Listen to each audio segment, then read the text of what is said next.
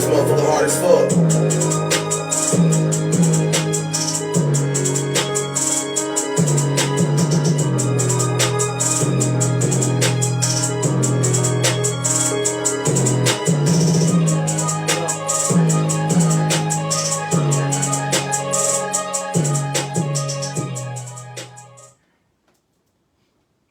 Praises. Well, first and foremost, we're going to start off, as we always do, by giving all praises, all glory, all honor to the Most High God of Abraham, Isaac, and Jacob. Right. Through his only begotten Son, Jesus the Christ. Right. Secondly, we're going to give double honors to our elders.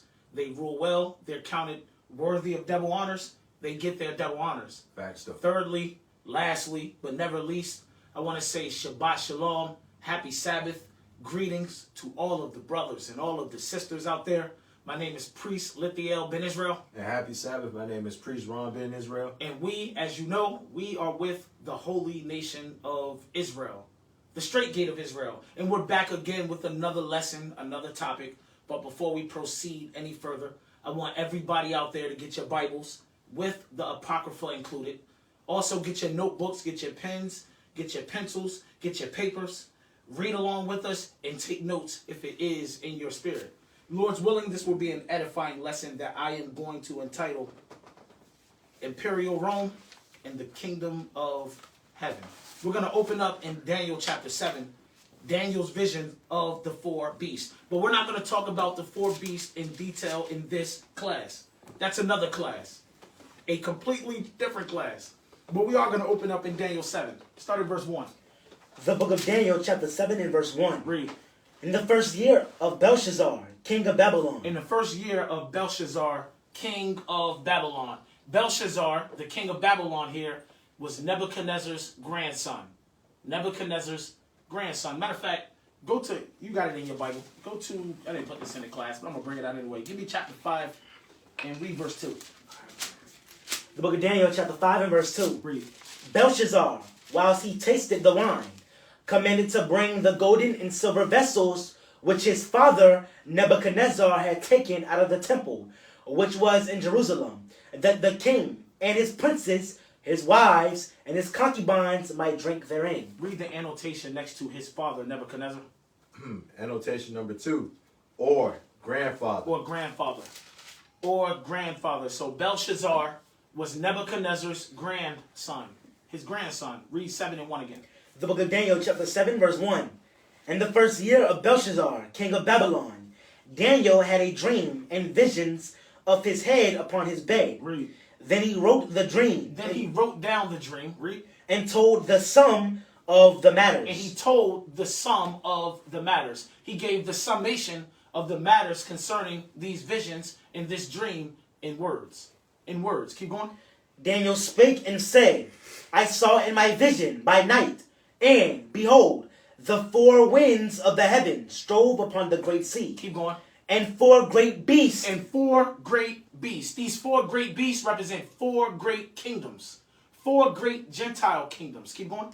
Came up from the sea. Came up from the sea. Read. Diverse one from another. Different one from another. Read. The first was like a lion and had eagle's wings. Now we're talking about the first beast. It was like a lion, and it had eagle's wings. Before we continue, put my first folder. Give me my first folder. First folder. Give me that real quick. Put this on the screen. You want to zoom in? No, not right now. Not right now. Put that on the screen. Take the mouse, circle the lion with the eagle's wings. This right here is the first beast, a depiction of the first beast that Daniel saw in his vision. Here in Daniel chapter 7, his dream. And when you look at the top, go to the top. Enlarge it real quick. All right.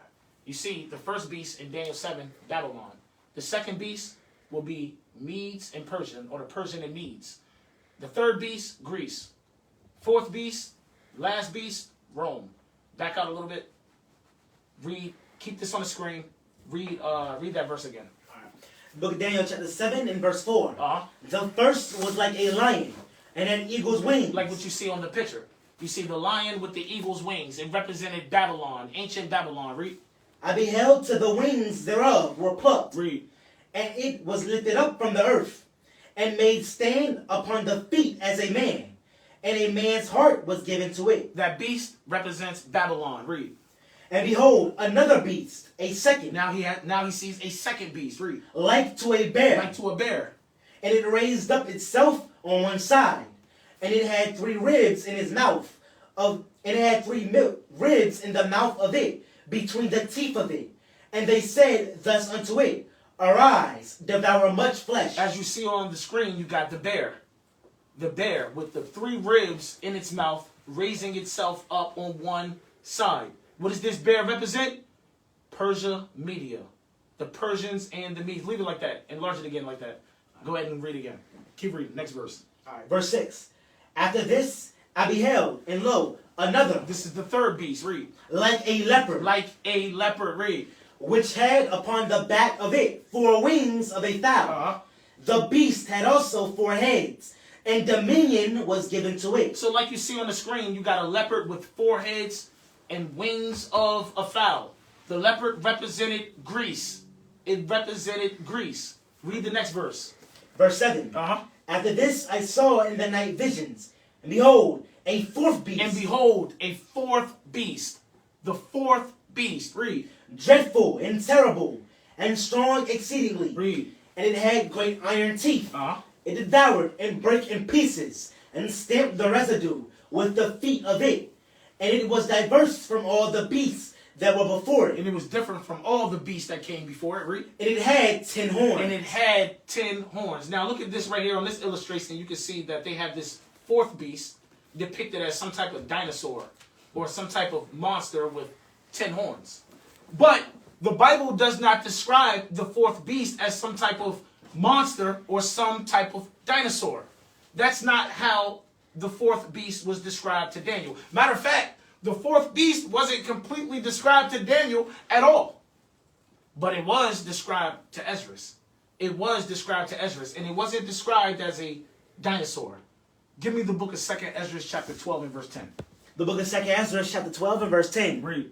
And he said unto me, This is the interpretation of the vision. This is the interpretation of the vision. Esdras also had a dream, had a vision. You can read about that dream, that vision in 2nd Esdras 11 in verse 12, in chapter 12. Read that again.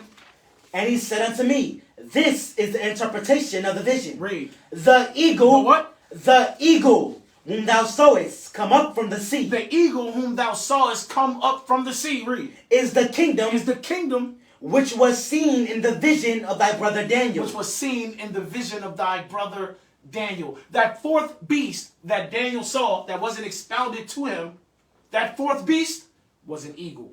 It was an eagle, yo. Hey, read that verse again. Verse 11. The eagle whom thou sawest come up from the sea. Remember, in Daniel's vision, in his dream of the 4 beasts, all 4 beasts came up out of what? The sea. All of them came up out of the sea. Just like this eagle here. Why? Because this eagle is the 4th beast, which is the 4th great kingdom. The 4th great Gentile kingdom. Keep going. Is the kingdom which was seen in the vision of thy brother Daniel. And that's how you know these beasts represent kingdoms. The 4th beast is the 4th kingdom. This is how you know those beasts represent kingdoms. Keep going. But it was not expounded unto him. Yeah, it wasn't fully shown to him. Fully shown to him. Read. Therefore now I declare it unto thee. But it was shown to Esdras. And it was shown to Esdras to be an eagle. And this eagle represents Edom. It represents Edom. Give me Obadiah. Give me Obadiah. I want verse 1. Then I want to jump down to verse 4 to prove that this eagle represents Edom. Read this real quick. The book of Obadiah, verse 1. The vision of Obadiah. Thus saith the Lord God concerning Edom. Concerning who? Concerning Edom. So this vision of Obadiah concerns Edom. Read. We have heard a rumor from the Lord, Uh-huh. and an ambassador is sent among the heathen. Read. Arise ye, and let us rise up against her in battle. Jump down. Verse 4. Though thou exalt thyself as the eagle. Who exalts themselves as the eagle? Edom. Edom exalts themselves as the eagle. That symbol is the symbol of Edom. Of Edom. Finish the verse. And though thou set thy nest among the stars, thence will I bring thee down, saith the Lord. So the eagle is the symbol for Edom. But to be more specific, it represents Rome. It represented Rome. And that's what we're about to talk about in this class, yo. We're about to talk about Rome. Now, when you think about Rome, Rome can be divided into 3 distinct time periods. You have the Kingdom of Rome, or the period of the kings. Then you have Republican Rome, or the Roman Republic. And then you have Imperial Rome, which is the Roman Empire, yo. Which is the Roman Empire. Back out of this real quick. Second folder. Nope, not that. Right there. Let's start here. Let me know when we're straight.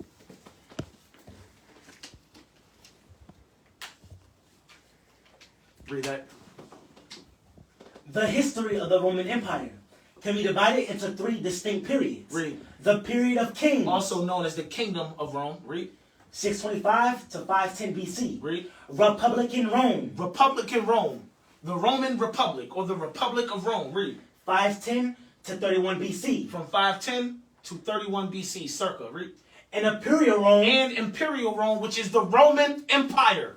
The Empire of Rome. Read. 31 BC through to 476 AD. To 476 AD, circa. So when you think about the history of the Roman Empire, it can be divided into 3 distinct periods. The period of the kings, which is the Kingdom of Rome, Republican Rome, and Imperial Rome. In this class, we're going to focus more on Republican Rome, the rise and the fall of Republican Rome, and we're going to focus on the rise of Imperial Rome, the Roman Empire.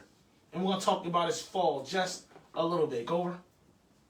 Now, before we get there, this is a book from Judith Tropea, Classical Biblical Baby Names. Go over. This is from the book, page 72. As you can see, Esau. Esau. Go over. Read the highlighted part about Esau. Of interest, according to the commentaries on Hebrew scripture, Esau is considered a significant character in world history. Here we go. And the forefather of the Roman Empire. And the forefather of the Roman Empire. When we're talking about the Romans here, we're talking about Edomites. We're talking about Esau, Idumea, Edom. That's what we're talking about here. Go back. Go out. Go over. Roman Republic. Read that. The Roman Republic was the era of classical Roman civilization, beginning with the overthrow of the Roman kingdom. Beginning with the overthrow of the Roman kingdom. Read. Traditionally dated to 509 BC. Traditionally dated around 509 BC. And ending in 27 BC. And Republican Rome, or the Roman Republic, ended in 27 BC. Circa. Read. With the establishment of the Roman Empire. And that's when the Roman Empire was established. Imperial Rome was established with the fall of Republican Rome in 27 BC. Keep going. During this period, Romans' control expanded from the city's immediate surroundings to hegemony over the entire Mediterranean world. The word hegemony means dominance. Dominance. Rome's control expanded from the city's immediate surroundings to hegemony over the entire Mediterranean world. Go over. Read this. Roman society at the time was primarily a cultural mix of Latin And Etruscan society. Now, this is talking about during the Kingdom of Rome, the period of the kings, the period of the kings. Rome, the society of Rome, was primarily a cultural mix of Latin and Etruscan societies. Read. As well as Sabine, Oscan, and Greek culture elements, which is especially visible in the ancient Roman religion and its pantheon. And its pantheon of gods. Read. Its political organization developed at around the same time as democracy in ancient Greece. So it said its political organization developed around the same time as direct democracy in ancient Greece. That would be somewhere circa 753 BC or 625 BC. Somewhere circa 753 BCE, 625 BCE. You got it, or you want me to take over? Okay. All right, go ahead. With collective and annual magistracies overseen by a senate. Overseen by a senate. The Roman Senate. Go over real quick. I want to talk about the Roman Senate. The Roman Senate. Read this. The Roman Senate was the highest in consulting assembly. And it was the highest and constituting assembly of ancient Rome and its aristocracy. I'm going to read. Right. With different powers throughout its existence, it lasted from the first days of the city of Rome, traditionally founded in 753 BC. Now, historians, they differ on when Rome was actually founded. Some historians say it was founded 753 BC. Others say it was founded 625 BC. Who cares what they say? We know it was founded circa somewhere around 753 BCE and 625 BCE. And when Rome was founded, the Roman Senate was also founded at the same exact time. At the same exact time. The Roman Senate was around all throughout Roman history. All throughout Roman history.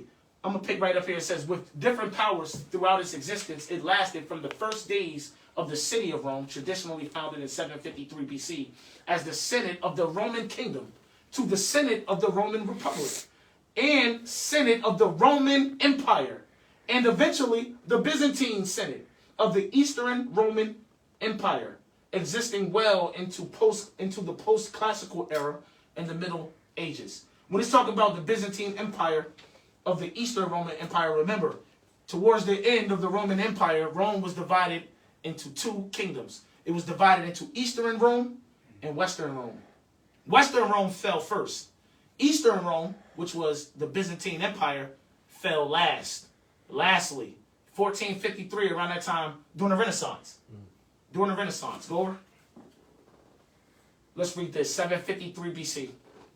This body was called the Senate and originally formed as an advisory council during the Roman Kingdom around 753 BCE. The Senate was around in Rome from the very beginning of Rome, from the moment Rome was founded. They created a Senate. Keep going. The Senate was formed by the patriarchs. By the patriarchs, meaning the fathers, read. Of the most powerful families. Of the most powerful Roman families, read. In 509 BCE, Rome overthrew its king and established a Roman Republic governed by the Senate. In 509 BCE, Rome overthrew its king. The last Etruscan king of Rome was overthrown circa 509 BCE. And Rome was no longer the kingdom of Rome. It became the Roman Republic, Republican Rome. And it was no longer governed by a king. It was now governed by the Senate. The Senate. Go over. I'm going to read. Ancient Roman religion and its pantheon. Matter of fact, nope, I'm going to pick up at, you see where it says with collective? Put the cursor here. Go over, up. See what Greece is? Yep. Right beside it. I'm going to start right there. With collective and annual magistracies overseen by a Senate, there were annual elections. But the Republican system was an elective oligarchy, not a democracy. Republican Rome was not a democracy. It was an oligarchy. Go over real quick about what an oligarchy is. It says oligarchy, literally ruled by few. The word oligarchy means ruled by few, or it says few. To rule, command. It is a conceptual form of power structure in which power rests with a small number of people. That small number of people during Republican Rome, the Senate. It was the Senate. They had the power. These people may or may not be distinguished by one or several characteristics such as nobility, fame, wealth, education, corporate, religious, political, or military control, yo. So Rome was not a democracy. Rome was an oligarchy. Rome, the Republic of Rome, was controlled by a few. That oligarch, the Senate. Go over. All right, so I'm going to pick right back up here next to number 4. It says, there were annual elections, but the Republican system was an elective oligarchy, not a democracy.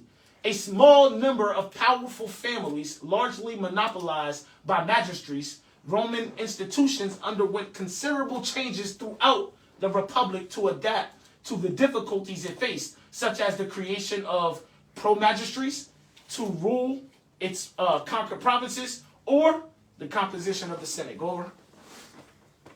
Okay, word. So this right here, Aquila. Aquila is a Roman or a Latin word that means eagle. See what it says? And Aquila, literally, eagle. Was a prominent symbol used in ancient Rome, especially as the standard of a Roman legion.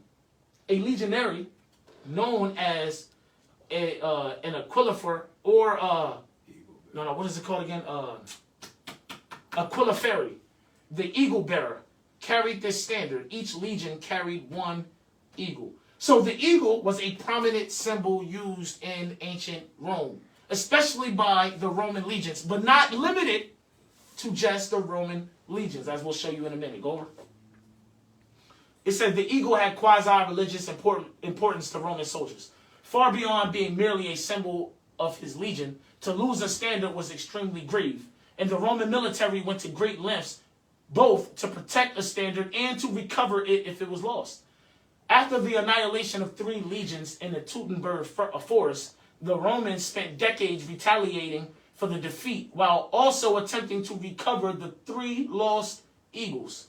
No legionary eagles are known to have survived. However, other Roman eagles, either symbolizing imperial rule or used as funerary emblems, have been discovered. So the eagle was a prominent symbol in Rome, used among their legions, but not limited to the legions. Also used to symbolize imperial rule. Imperial rule. So the rulers of Egypt wore that eagle, especially in imperial Rome. The emperors wore the eagle. Go over. Right there. What does Aquila mean? Latin, literally eagle. Go over. This right here, just play 1 minute of this. All right, 1 minute. Yeah, because I don't want to waste my time. These men kept the highest symbol of Rome's honor in their hands, and if they lost it, Rome would also lose the war. These were the Aquiliferi, or eagle bearers, the ultimate symbols of honor and unity for Rome's legions.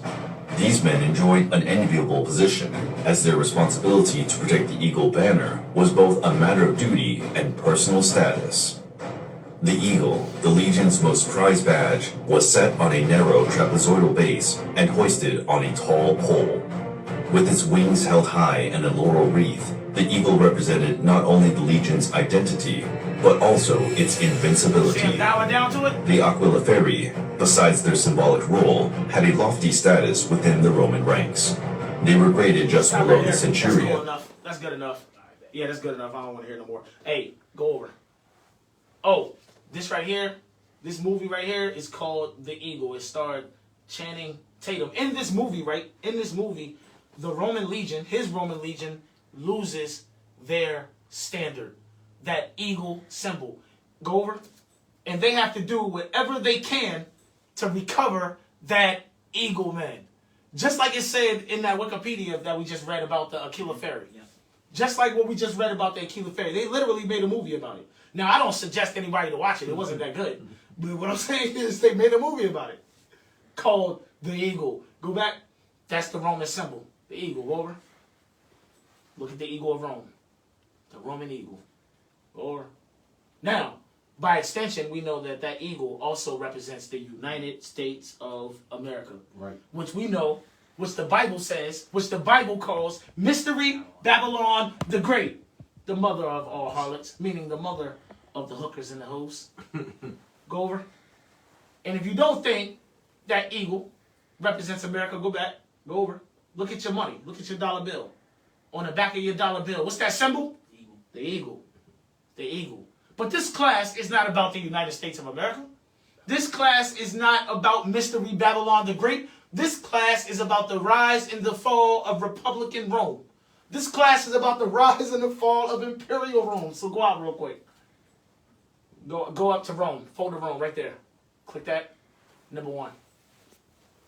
Let me get this. Read this. All right. The Roman Republic was founded in 509 BCE after the last Etruscan king that ruled Rome was overthrown. So the last Etruscan king that ruled Rome was overthrown in 509 CE, circa, roundabout, right?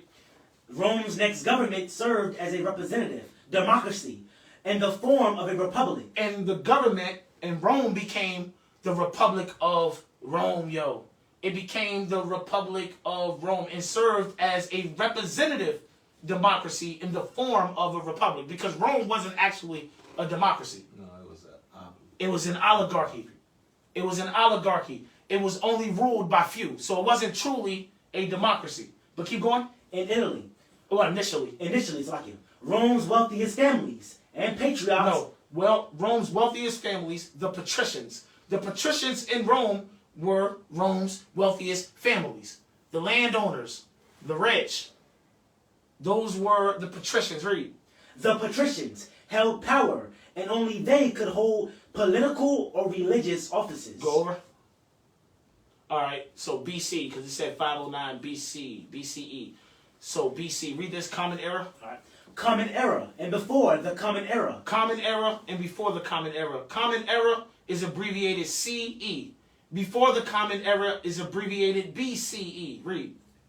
Era are year notations for the Gregorian calendar. Uh-huh. The world's most widely used calendar era. Read. Common Era, and before the Common Era are alternatives to the original Anno Domini, which was Domini. originally abbreviated AD. AD. So now, instead of saying AD, you see most modern writers, they're going to use CE. They're going to replace AD with CE. Read. and before Christ. And before Christ. Modern writers replace BC, which was before Christ, with BCE, which is before the Common Era. Keep reading. Notations used for the same calendar era. Go over. Go past. All right. Large this up. Make this large. The rise of Rome. Read that. The rise of Rome. In about 510 BC, Circa. Read. the Etruscans. Etruscans were driven out of the city-state of Rome. Now remember, around this same time, 510, 509 DC, 509 DC, 509 BC, the last Etruscan king was overthrown in Rome. Not only was the last Etruscan king overthrown at this time, also the Etruscan people themselves, they were ran out of Rome. They were exiled from Rome at this time. Read. And it became a republic. And that's when Rome became Republican Rome. That's when Rome became the Republic of Rome, or the Roman Republic. Read. A state which is run by officials chosen by the people rather than by an all-powerful king. And Rome became a state that was ran by elected officials. Ran by elected officials. Real talk. Hey, give me that in 1 Maccabees chapter 8, because it talks about that in the 1 Maccabees chapter 8. Start at verse 1 for me. The book of 1 Maccabees, chapter 8 and verse 1. Uh-huh. Now Judas had heard of the fame of the Romans, Talking about Judas Maccabees, read. that they were mighty They were mighty men. and valiant men, Uh-huh. and such as would lovingly accept all that joined themselves unto them, Read. and make a league of enmity with all that came unto them. And they made a league of enmity with all that came unto them, including Judas Maccabees and the Jews. They made a league of enmity with Judas Maccabees and the Jews. Matter of fact, in this chapter right here, you read about the first contract or agreement or covenant ever made between Rome and the Jews. You're reading, in this chapter, you read about the first Roman-Jewish treaty. Jump down to verse 17 to prove that real quick. Verse 17. In consideration of these things, Read. Judas chose Eupomenes, Eupolemus. the son of John, Uh-huh. the son of Achos, and Jason, the son of Eleazar, and sent them to Rome to make a league of enmity and confederacy with them. What we just read about right here is the first treaty between Rome and the Jews, yo. Between Rome and the Jews. And it took place circa 161 BCE. It took place circa 161 BCE.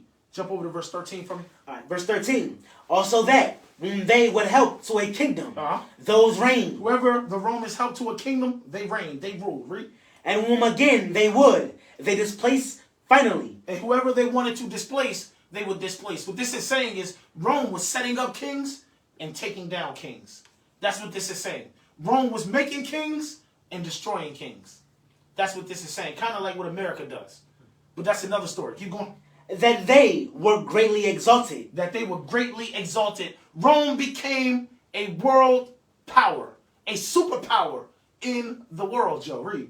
Yet for all this, None of them wore a crown Read. or was clothed in purple Read. to be magnified thereby. But for all of this, they had no kings.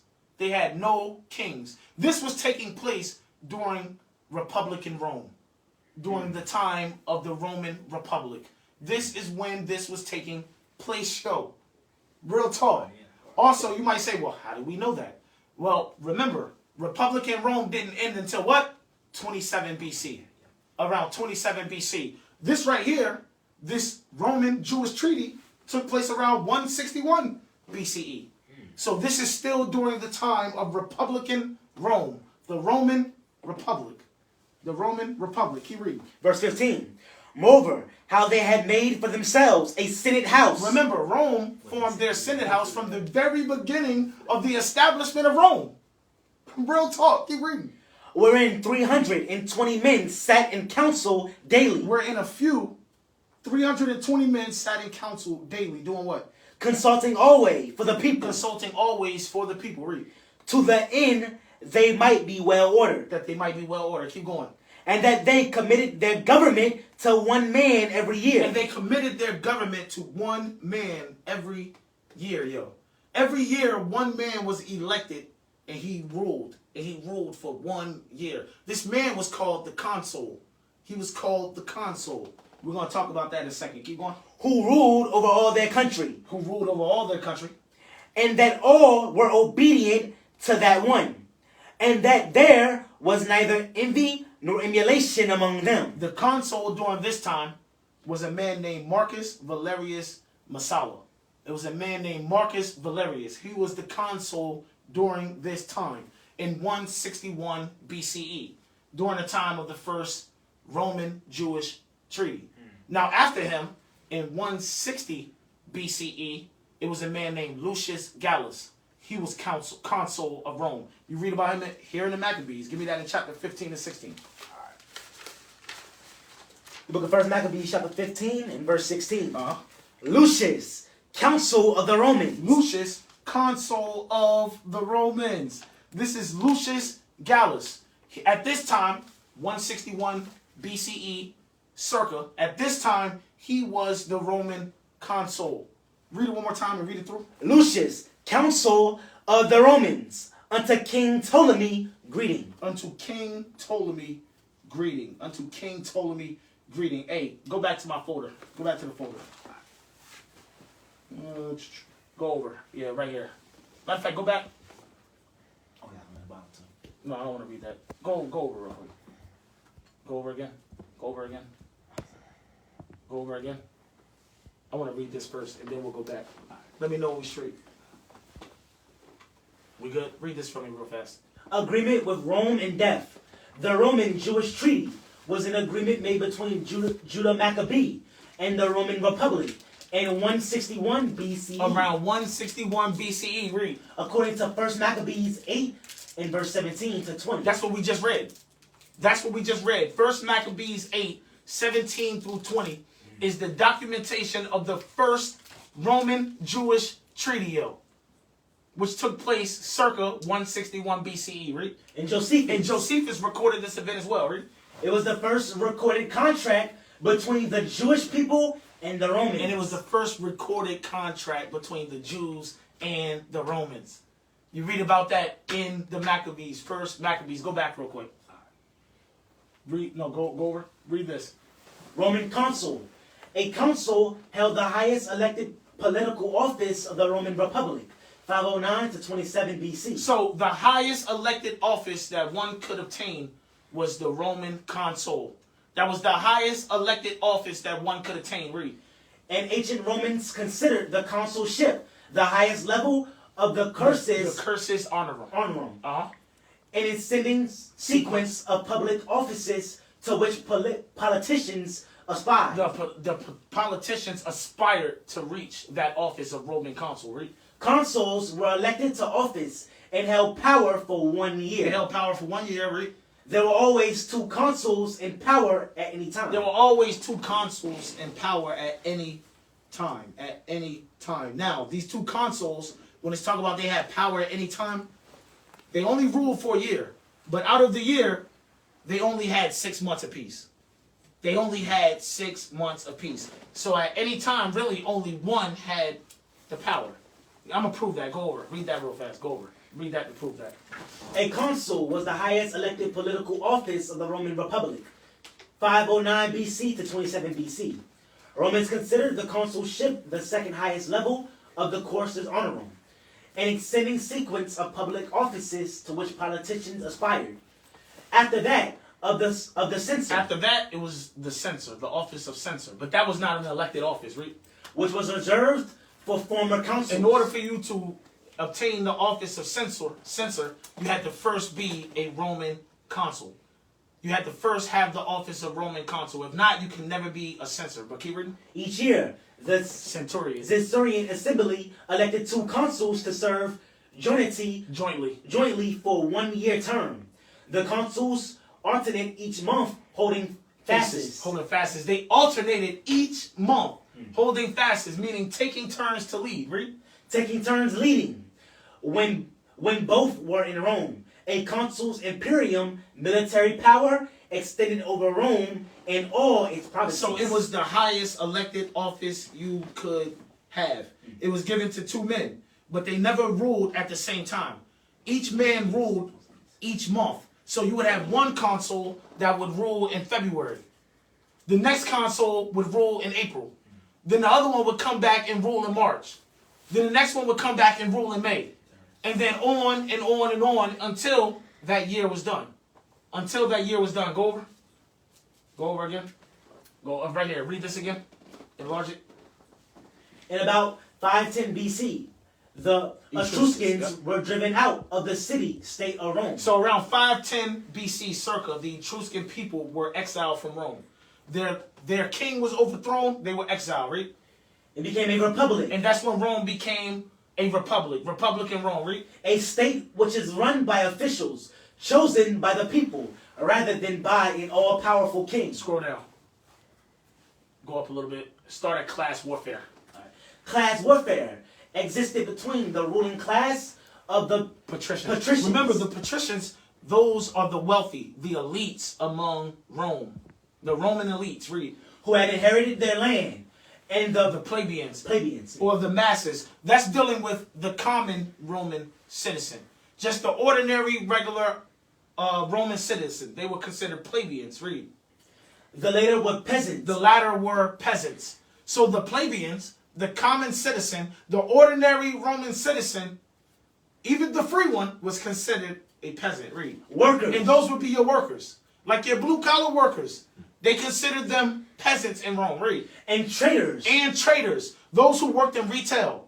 Those who worked in sales, huh? Stock market. They were considered peasants. Well, the ones on the stock market, I don't know if they would be considered peasants. Now, they getting paid. I mean, they workers and traders too. But keep going. Who were not allowed to hold office. Only 300 years later did they win a say in government. They didn't win a say in government until another 300 years later, circa. Keep reading.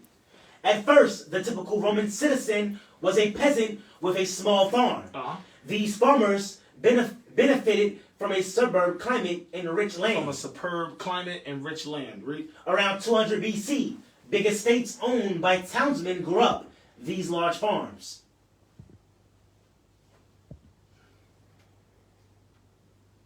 These large farms. Read.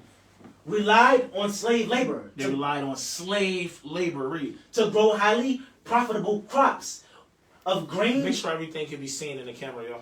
Of grain or olives. The rents of Romans were due largely to its fertile soil. Hold on, what? Go down. Yeah, I'm going to read for myself, yo. Go over. I'm going to read for myself. You messed me up a little bit. The rise of Rome was due largely to its fertile soil and its position in the middle of Italy. It also possessed the most professional army in the world. By 266 BC, Rome was Italy's leading power. By 266 BC, the Roman Republic was Italy's leading power. Go over. All right, this is the conquest of Italy by Rome. The 5th century BCE, 264 BCE. Go over. All right, it says, process of conquering the Apennine Peninsula by the expanding city-state of Rome. The Romans finished their conquest of Italy in 264 BCE after the conquest of Volsini. Go over. Roman expansion in Italy. The Roman expansion in Italy covers a series of conflicts in which Rome grew from being a small Italian city-state to being the ruler of the Italian region. Roman tradition attributes the Roman kings the first wars against the Sabines and the first conquest around the Alban Hills and down to the coast of Latium. The birth of the Roman Republic after the overthrow of the Etruscan monarch of Rome in 509 BC began a series of major wars between the Romans and the Etruscans. In 390 BC, Gauls from the north of Italy sacked Rome. In the second half of the 4th century BC, Rome clashed repeatedly with Samnites, a powerful tribal coalition in the Apennine region. Go over. By the end of these wars, talking about the wars we just read about, Rome had become the most powerful state in central Italy and began to expand to the north and to the south. The last threat to Roman hegemony or dominance, came during the Ferret War, 280-275 BC, when Tarentum enlisted the aid of the Greek king Pyrrhus of Epirus to campaign in North Italy. Resistance in Etruria was finally crushed in 265-264 BC. The same year, the First Punic War began and brought Roman forces outside of the peninsula for the first time. That's important. The First Punic War brought the Roman military outside of the Italian peninsula for the first time, yo. For the first time. Before that, they were always fighting and warring in or on the Italian peninsula. On the Italian peninsula. Let's see, where was that? It says the same year. Oh, where was that? All right, Khan. Starting from the First Punic War, 241 BC, the territories subject to Roman rule also included Sicily, 241 BC, Sardinia and Corsica, 238 BC, islands transformed into provinces. Hey, go over to that map right there.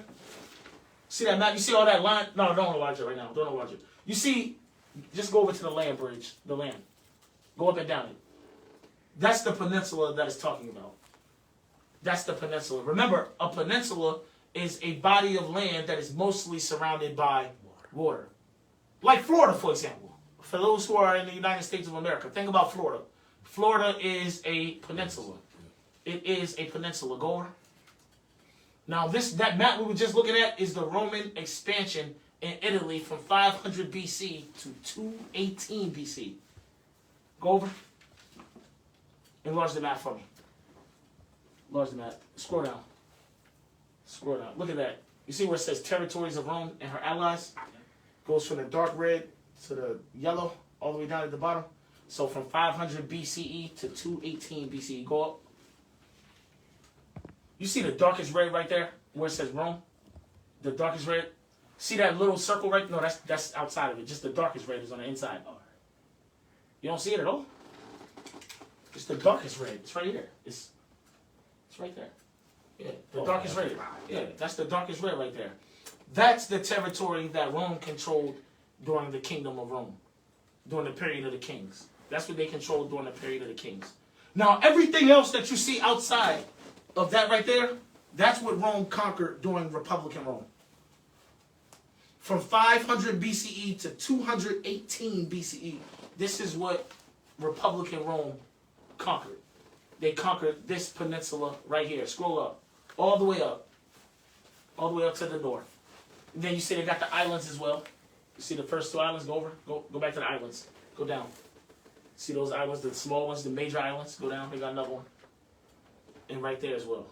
This is what Rome either conquered during the years of the Republic, the Roman Republic, or they allied themselves with some of these people as well. That's why I said territories of Rome and her allies.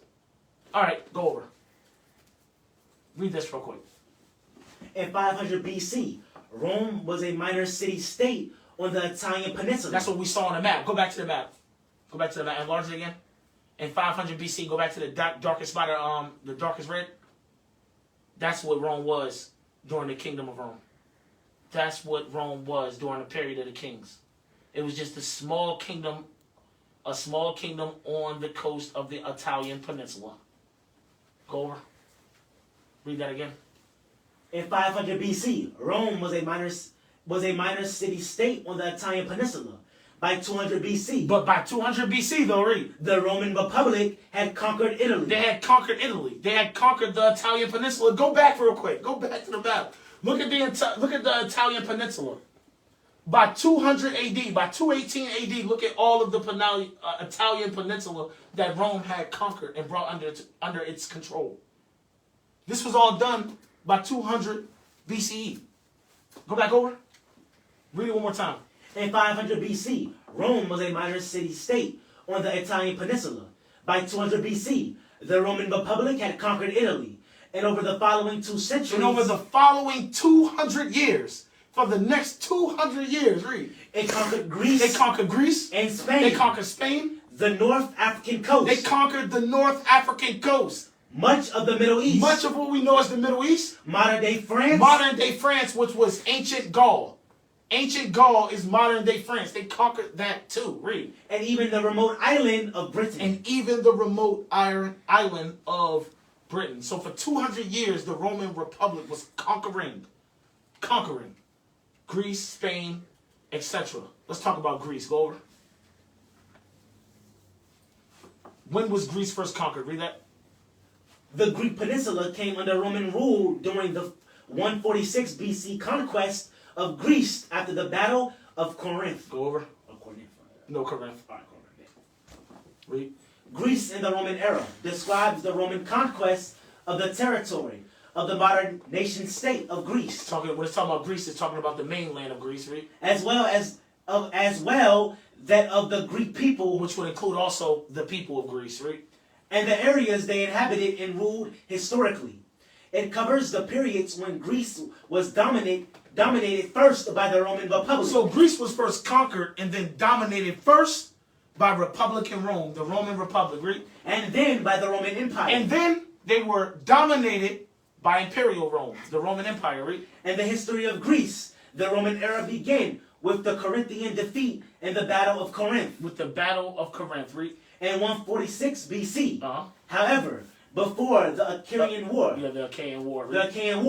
the Roman Republic had been steadily gaining control of mainland Greece. But even before the Achaean War, Rome was gaining control in mainland Greece, on the mainland of Greece, read. By defeating the kingdom of Macedon. By defeating the kingdom of Macedon. Remember, in the Bible, there's a king of Macedon mentioned. There's a king of Macedon mentioned. Philip II. You don't have to get it yet. Philip II, the father of Alexander the Greek. He was mentioned in the Bible as king of Macedonia. We'll read that in a minute, but keep going. In a series of conflicts known as the Macedonian Wars. Read. The Fourth Macedonian War ended at the Battle of Pydna. in 148 BC with the defeat of the Macedonian royal pretender Andriscus. Go over. Look, the definitive Roman occupation of the Greek world was established after the Battle of Actium, 31 BC, in which Augustus defeated Cleopatra VII, the Greek Ptolemaic queen of Egypt. Cleopatra VII, just like all the Cleopatras before her, Edom. That's a so-called white woman.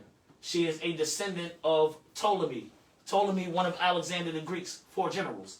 She was a descendant of Ptolemy. It says, and the Roman general Mark Antony. And afterward conquered Alexandria, which was the capital of Egypt, the last great city of Hellenistic Egypt. Go over. Now, talk about the Roman Seleucid War. 192, 188 BCE. Go over. The Roman Seleucid War, 192, 188 BC, also known as the War of Antiochus or the Syrian War, was a military conflict between 2 coalitions led by the Roman Republic and the Seleucid Empire. The fighting took place in Greece, the Aegean Sea, and Asia Minor. Go over. The war was the consequence of a Cold War between both powers, which had started in 196 BC. In this period, Romans and Seleucids had tried to settle spheres of influence by making alliances with the Greek minor powers. The fighting ended with a clear Roman victory In the Treaty of Apamea, the Seleucids were forced to give up Asia Minor. Go over real quick. So according to the Treaty of Apamea, Seleucid had to give up Asia Minor, which fell to Roman allies. As a main result of the war, the Roman Republic gained hegemony, meaning dominance, control over Greece and Asia Minor, and became the only remaining major power around the Mediterranean Sea. They ruled the Mediterranean world. Like we started off reading earlier. Go over. So let's talk about the Treaty of Apamea. The Treaty of Apamea was a peace treaty conducted in 188 BC between the Roman Republic and Antiochus III. Antiochus III is the father of Antiochus IV, who we also know as Antiochus Epiphanes, ruler of the Seleucid Empire. It ended the Roman-Seleucid War. The treaty took place after Roman victories at the Battle of Thermopylae, 191 BC, the Battle of Magnesia, 190 BC, and after the Roman Rhodean naval victories over the Seleucid Empire. Go over. So what we want to read now is the terms of the treaty. Go over. Now it says the treaty, according to Appian, obliged Antiochus III to abandon Europe altogether and all of Asia west of the Taurus Mountains. So according to the treaty, Antiochus, he had to give up rule over Europe altogether. Altogether. He had to surrender all the war elephants in his possession and was limited to 12 warships for the purpose of keeping his subjects under control. So conditions of the treaty, he had to give up all of his war elephants, and his navy fleet had to stay to 12 warships. And the only reason why he was allotted or allowed to keep 12 warships was so he could keep civility in his empire, in his kingdom, among the Greeks, among his citizens. But he was allowed to build more if he was attacked, meaning if he had to go to war. Antiochus was barred from recruiting mercenaries north of the Taurus, that is, from territory just ceded to Roman allies, Pergamon and Rhodes, and entertaining fugitives from the same. So if any fugitive fled from the north to Antiochus to Greece, he had to extradite them. According to this treaty, he had no choice but to extradite them, yo.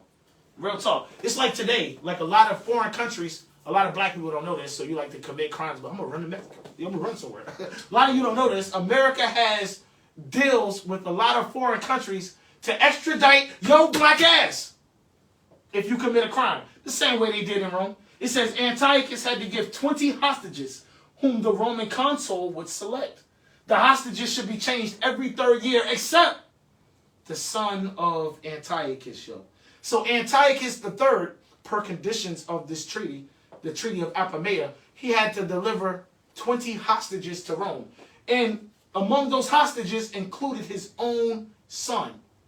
His own son, Antiochus IV. Now, among the hostages, all the other hostages, they had to be released after 3 years. They were swapped out after 3 years. But not Antiochus. Not the son of the king. No. Antiochus was a hostage or a prisoner at Rome all the way up until his daddy died. I should have got the Temptation song. That was the day my daddy died. Because that's how long he had to stay in Rome. Up until the day his daddy died. And his daddy, Antiochus III, he died in 187 BCE, circa, around that time. Go over for me real quick. Read this. In his later teen years, Talking about Antiochus IV, read. News reached Rome that Antiochus' father had died. Antiochus, his father, Antiochus III, had died, read. And his brothers. And his brother, Antiochus III, he had a brother. His brother, read. Seleucus Philopator. Seleucus Philopator. This is Seleucus Philopator IV. Read. Had assumed the crown in Antioch. When his brother, Antiochus III, died, Seleucus Philopator IV crowned himself king in Antioch. Read. Antiochus was released. Now, when Antiochus was finally released, which is in 175 BCE, circa, read. When Philopator's young son, the new crowned prince, replaced him as Rome's hostage. So when Antiochus IV was released from Rome, Seleucus Philopator IV, he had to exchange his youngest son, the new crown prince, as a hostage to take the place of Antiochus IV. His son that took the place of Antiochus IV is a man named Demetrius. Demetrius Soter I. Demetrius Soter I. These things are in the Bible. We're going to get that. Give me 1 Maccabees chapter 1. Let's start in verse 1 since we mentioned Philip II, king of Macedonia. Book of 1 Maccabees chapter 1 verse 1. Read. And it happened after that, Alexander, son of Philip, Read. the Macedonian, The Macedonian. This is Philip II. Philip II. Read. who came out of the land of Shittim, had smitten Darius, king of the Persians and Medes, that he reigned in his stead, the first over Greece. Alexander ruled as the first king over a united Edomite Greece. Real talk. Now, jump out of 10. Verse 10. And there came out of them a wicked root, Antiochus, surnamed Epiphanes. There came out of them a wicked root. This wicked root is Antiochus Epiphanes, also known to history as Antiochus IV. He is a descendant of Seleucid. He is of the Seleucid Empire, or the Seleucid dynasty. Keep going. Son of Antiochus the king. And he was the son of Antiochus the king. Antiochus III. Read. Who had been in hostage at Rome. And Antiochus IV had been hostage at Rome. Why? Per the conditions of the Treaty of Apamea. Remember, per the conditions of the Treaty of Apamea, Antiochus III had to surrender 20 hostages. And among those hostages, his own son, Antiochus IV. Antiochus IV was hostage at Rome. Read. And he reigned in the 137th year of the kingdom of the Greeks. And Antiochus IV was king over Greece in the 137th year of the kingdom of the Greeks. In the same year that he was released, which is around 175 BCE, that same year, he became king, He became king. Real talk. Now, remember, when he was released, Seleucus Philopator II, he had to exchange his son to be a hostage at Rome, to replace Antiochus IV, right? Give me that real quick in 1 Maccabees 7 and 1. Book of 1 Maccabees chapter 7 and verse 1. In the 150th year. In the 151st year of the kingdom of the Greeks. Read. Demetrius. This is Demetrius Soter I. Read. The son of Seleucus. The son of Seleucus Philopator. The son of Seleucus II. Seleucus Philopator II. Read. Departed from Rome. He finally was able to depart from Rome. He had to escape from Rome.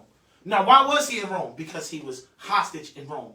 Remember, he had to take the place of Antiochus IV, per the conditions of the Treaty of Apamea. Finish the verse. And came up with a few men unto a city of the sea coast, and reigned there. Now, what we just read about was Rome's subjugation of the Greeks.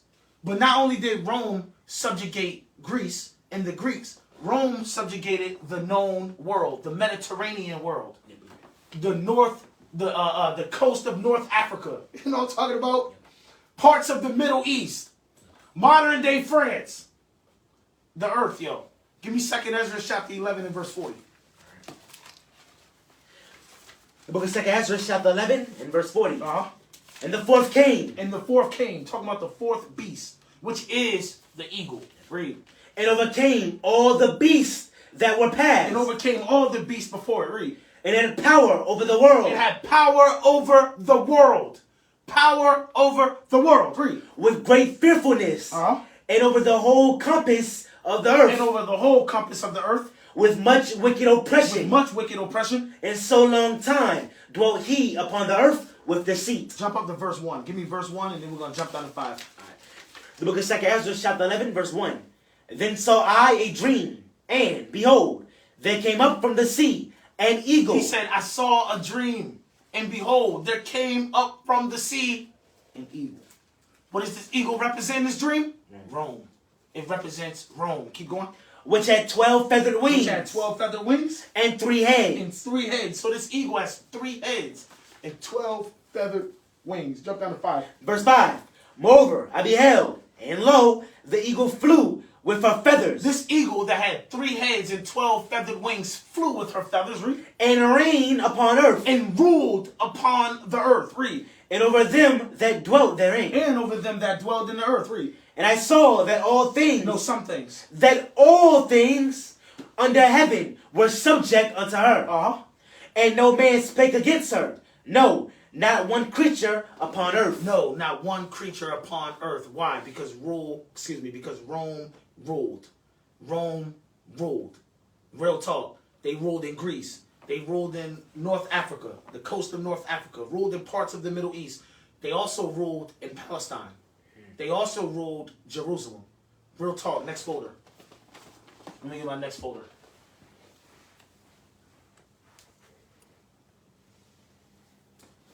All praises. Let me know when we straight.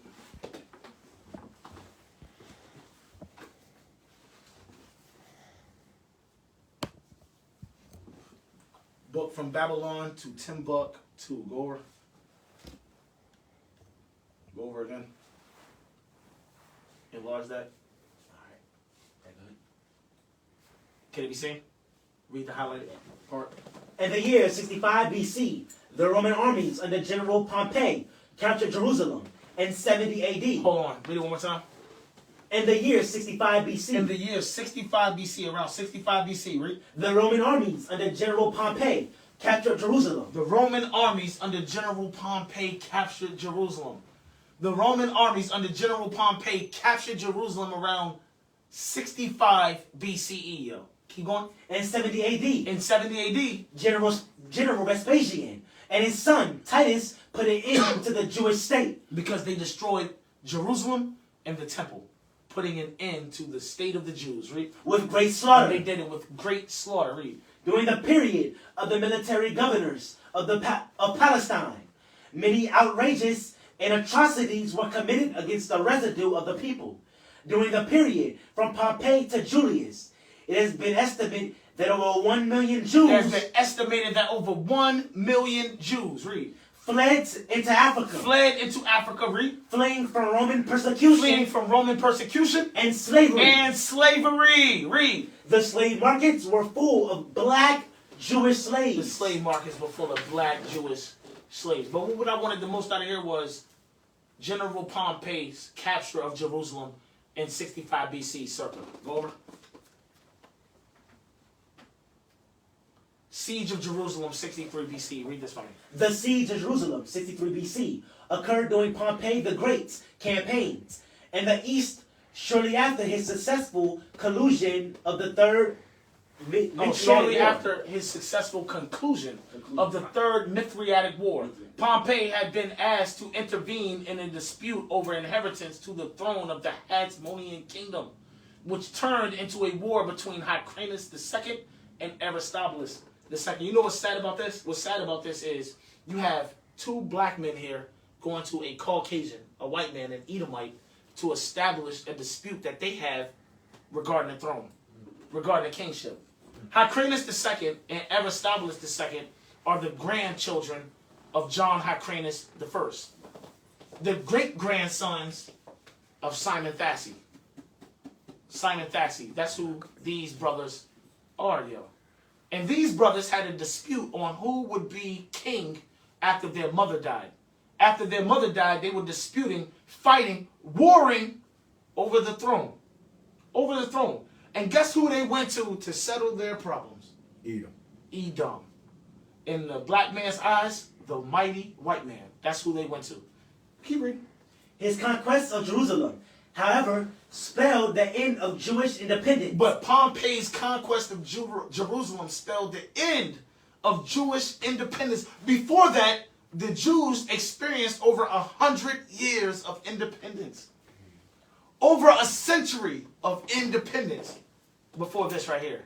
Keep going. And the incorporation of Judea as a client kingdom Now, after Pompey conquered Jerusalem, Judea became a client kingdom of the Roman Republic. Oh, Now, what is a client kingdom? Go over.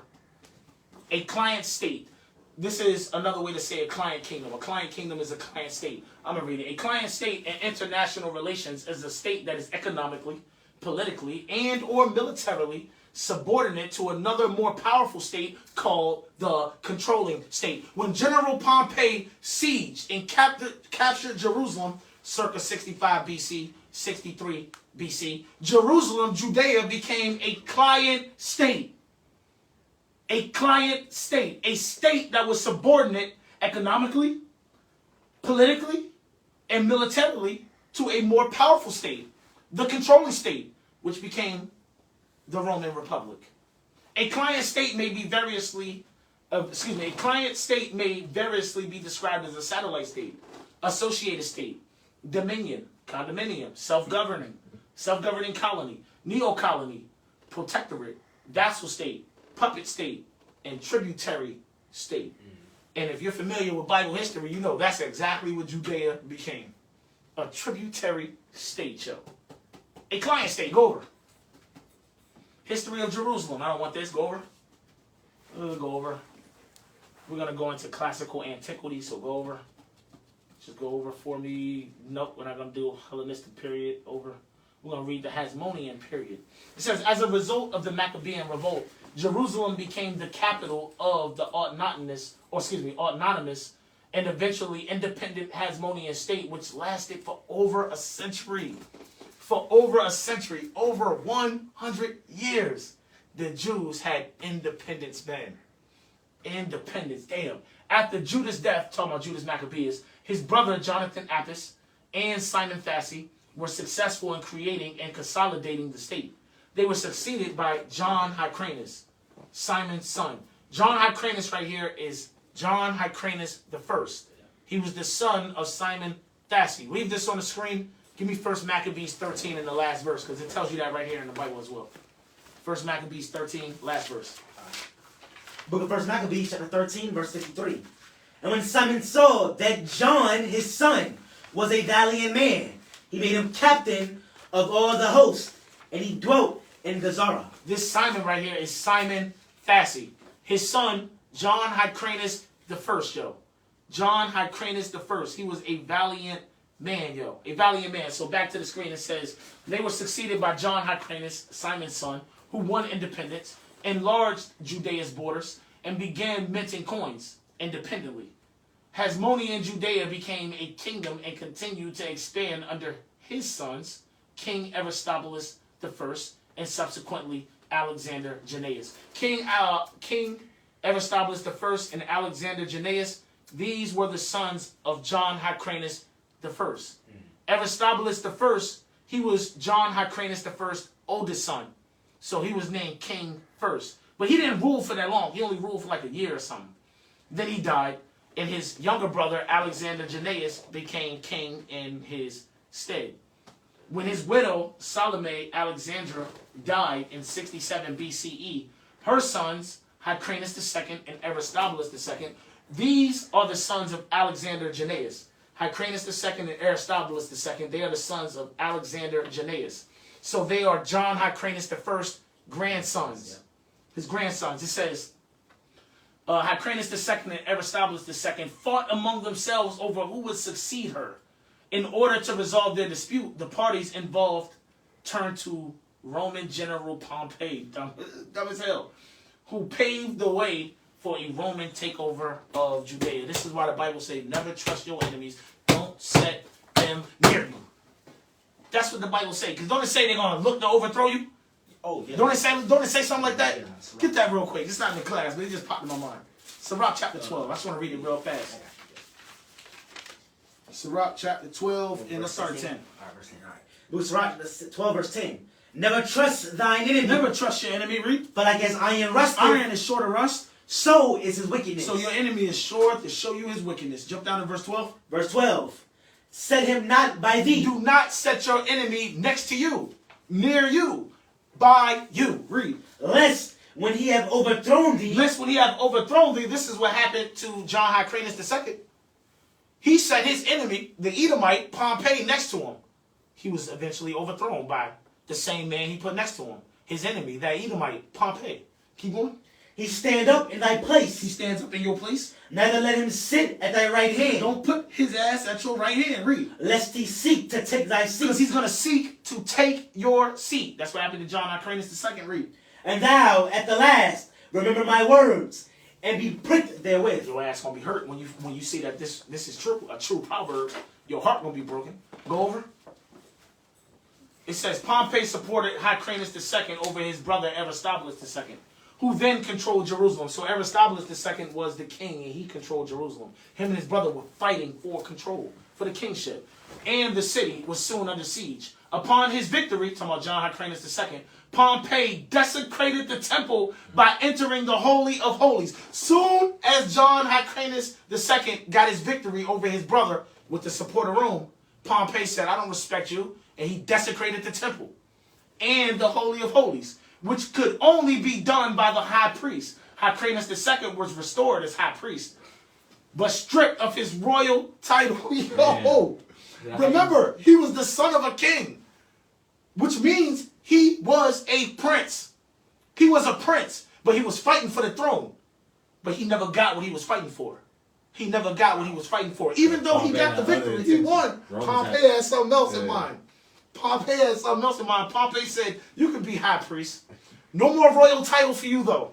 No more prince. Kind of like what he did in England. Yeah, well, hey, there you go. But he was recognized as an ethnarch in 47 BCE. So he was his royal title of Prince of Judea was taken from him, and he was called governor. Because an ethnarch is a governor. Bro, he definitely went back in his career. He got, what's it called? Demoted. Yeah, demoted. God damn right. Downsized. Downsized. Judah remained an autonomous province, but still with a significant amount of independence. The last Hasmonean king was Aristobulus' son, Antigonus II Matthew. Aristobulus, this is talking about Aristobulus II. Aristobulus, his son was Antigonus II, Matthew, which is Mattathias. Hey, look at this. Early Roman period. In 37 BCE, Herod the Great, there's nothing great about him, but they call him Herod the Great. History also knows him as Herod the First. In 37 BCE, Herod, I can't say that next part again, captured Jerusalem after a 40-day siege, ending Hasmonean rule. Herod ruled the province of Judea as a client king of the Romans. Rebuilt the second temple, which that's a cap. He did not rebuild the second temple. The second temple was already rebuilt. The only thing he did was renovate the second temple. He renovated the second temple, more than double the size of the surrounding complex, and expanded the minting of coins to many denominations. The Temple Mount became the largest temenos religious sanctuary in the ancient world. Pliny the Elder, writing of Herod's achievement, called Jerusalem the most famous by far of the eastern cities, and not only of the cities of Judea. Go over. So let's talk about, the ethnarch. That's right, because I said the ethnarch is a governor. So just to prove that, ethnarch, the governor of a province or people as of the Byzantine Empire. So an ethnarch was a governor. John Hyrcanus II, he was demoted from Prince of Judea to ethnarch to governor. Real talk. Go over.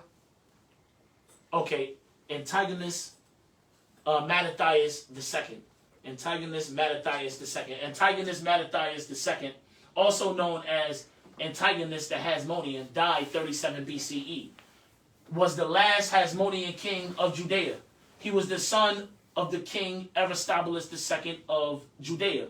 In 37 BCE, Herod handed him over to the Romans for execution. I can't do that Herod the Great thing. Y'all call him Herod the Great. I call him Herod the murderer. I call him Herod the murderer of the Jews. Herod the murderer of children. That's what I call him, yo. Real talk. Look at what he did. Herod the Bloody. Look at what Herod the Bloody. That's a good name for him. Look at what he did. Antigonus II. He handed him over to the Romans to be executed. After Antigonus' 3-year reign, during which he led the Jews' fierce struggle for independence against the Romans. As Antigonus II Mattathias was reigning, he was fighting the Romans for independence. For Judean independence, man. But eventually he was murdered. Go over. 37 BC, go over. Let's talk about 37 BC. We're going to go to events, so go over. Roman Republic, go over. Caesar Augustus is there. Go over. This is what I want. Romans conquered Jerusalem. Read this for me.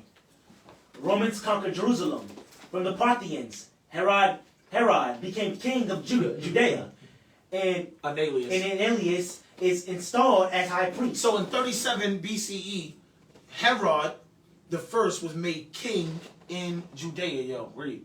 Both positions are seized from Antigonus II. Uh-huh. Antigonus Matthias II. After a 5-month siege, thousands of Jews are slaughtered by Roman troops supporting Herod. So not only did Herod deliver up Antigonus Matthias II to be executed by the Romans, but the Edomite also delivered up thousands of Jews to be slaughtered by the Romans, man. He also delivered up thousands of Jews to be slaughtered by the Romans. This man was not great. Nothing great about him. Go over. Okay, Herod. Read this. Herod, Idumean rulers of Palestine. 47 BC, AD, 79 AD. So the Herodian dynasty lasted from 47 BC to 79 AD. Circle. Read. Line started with Antipater. That line started with Antipater. Read. Whom Julius Caesar made procurator of Judea in 47 BC. So who made Antipater or Herod? Who made Herod the procurator of Judea? Julius Caesar. Julius Caesar did. Go over about what a procurator is, and then we'll come right back. A procurator, it says, look at the historical definition. A treasury officer in a province of the Roman Empire. Remember, circa 65 BCE, 63 BCE is when Jerusalem, Judea, became what? A province of the Roman Empire. Yep. It became a client state. And another word or another term for a client state is what? A tributary state. A tributary state, like we said. Taxes. Yeah, you gonna be taxed. Your ass will be taxed. Go back real quick. So it says, read number 1, Herod the Great. All right. Herod the Great, first procurator of Galilee, then king of the Jews. 37 to 4 BC. Read. Built Caesarea, temple at Jerusalem, slaughtered children at Bethlehem. That's what I remember him for. I remember him for slaughtering children, murdering children, at Bethlehem. This man loved killing the Jews. Yeah. This man loved killing the Jews. Go over. Herod the Bloody. Now, procurator, we already said that, treasury. Now, who made Herod king of the Jews? Go over. Read this. The Roman Empire. Herod the Great, or Herod the Bloody, was king of Judea. Right. Was king of Judea from 37 BCE to 4 BCE. Appointed by the Roman Empire. Appointed by the Roman Empire. Read. He was made king of Judea by the Roman Empire. They appointed him the king of Judea. Read.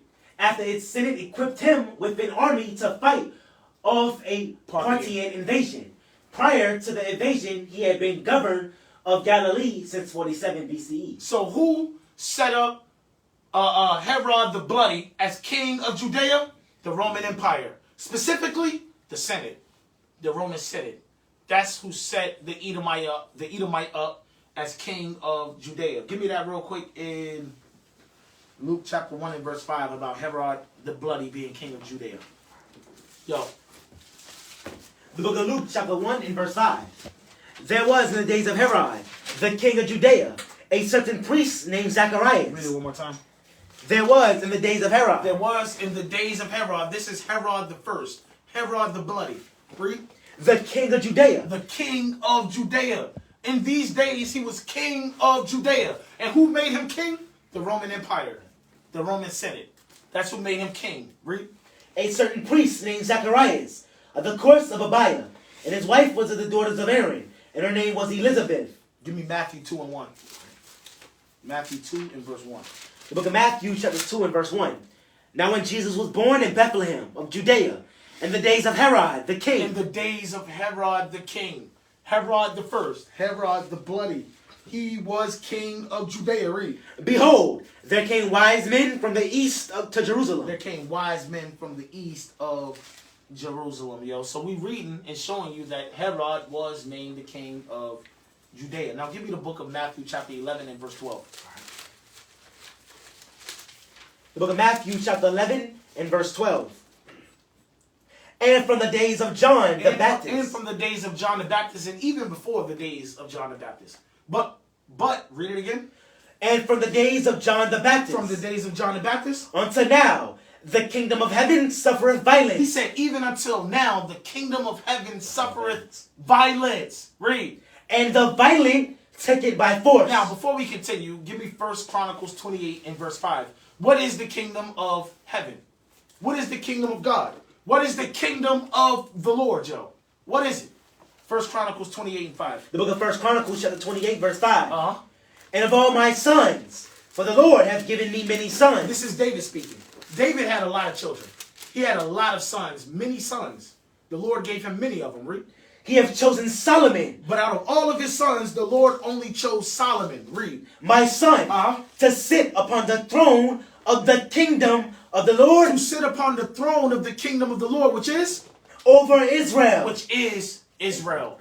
The kingdom of the Lord, which is the kingdom of heaven, which is the kingdom of God, is the kingdom of Israel. It's the kingdom of Israel. Go back to the book of Matthew chapter 11 and verse 12, please. The book of Matthew chapter 11 verse 12. And from the days of John the Baptist. And from the days of John the Baptist, read. Until now. Even until the time that Christ was speaking, read. The kingdom of heaven. The kingdom of heaven, which is the kingdom of Israel, read. Suffereth violence. Was suffering violence, read. And the violent take it by force. Who was the violent that took the kingdom of Israel by force? Rome. The Romans. That was the violent who had taken the kingdom by force. Remember, they took the kingdom by war. They took the kingdom by bloodshed. They took the kingdom by murder. The violent is Rome, specifically. But in general, it's Edom. It's Edom. And you might say, well, why you say Edom? Well, we read about the violence of Herod, the first, right? Yeah. He was Roman? No, that was an Idumean man. That was an Idumean. That was an Idumean, another Edomite. So when it's talking about the violent takes it by force, in general, it's talking about Esau, Idumea, Edom. But specifically, it's talking about Rome. It's talking about Rome specifically. Now, I want to go back to this real quick. All right. Let's go back to this. Go out of this. Go out. We are 4. Let's get this on the screen. Let's read that. Wow. Oh, wait till we straight.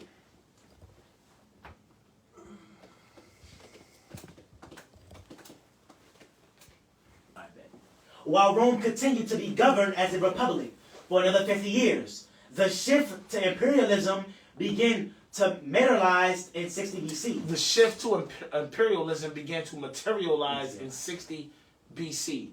So the transition of Rome from Republican Rome to Imperial Rome began around 60 BC. Read. When Julius Caesar rose to power by 51 BC, Julius Caesar had conquered Celtic Gaul and for the first time. Oh, Julius Caesar had conquered Celtic Gaul.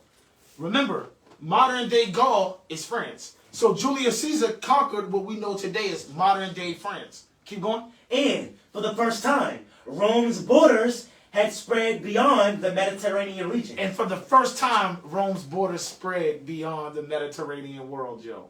Beyond the Mediterranean world. Keep going. Now, this is the Roman Empire. Brief story. Go over. Read that real fast. From its founding in 625 BC. Remember, historians differ on when Rome was founded. Right, Some say it was 753 BC. Others say it was 625 BC. So it was somewhere around that time that Rome was founded. Keep going. To its fall in 476 AD. To its fall, allegedly in 476 AD. Read. The Roman Empire conquered and integrated dozens of cultures. Go over. I'm not going to read about the founding. Go over. I want to read Imperial Rome.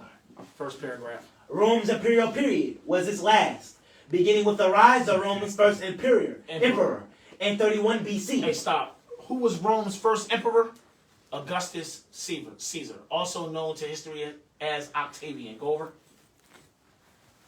Read this. Gaius Julius Caesar Augustus.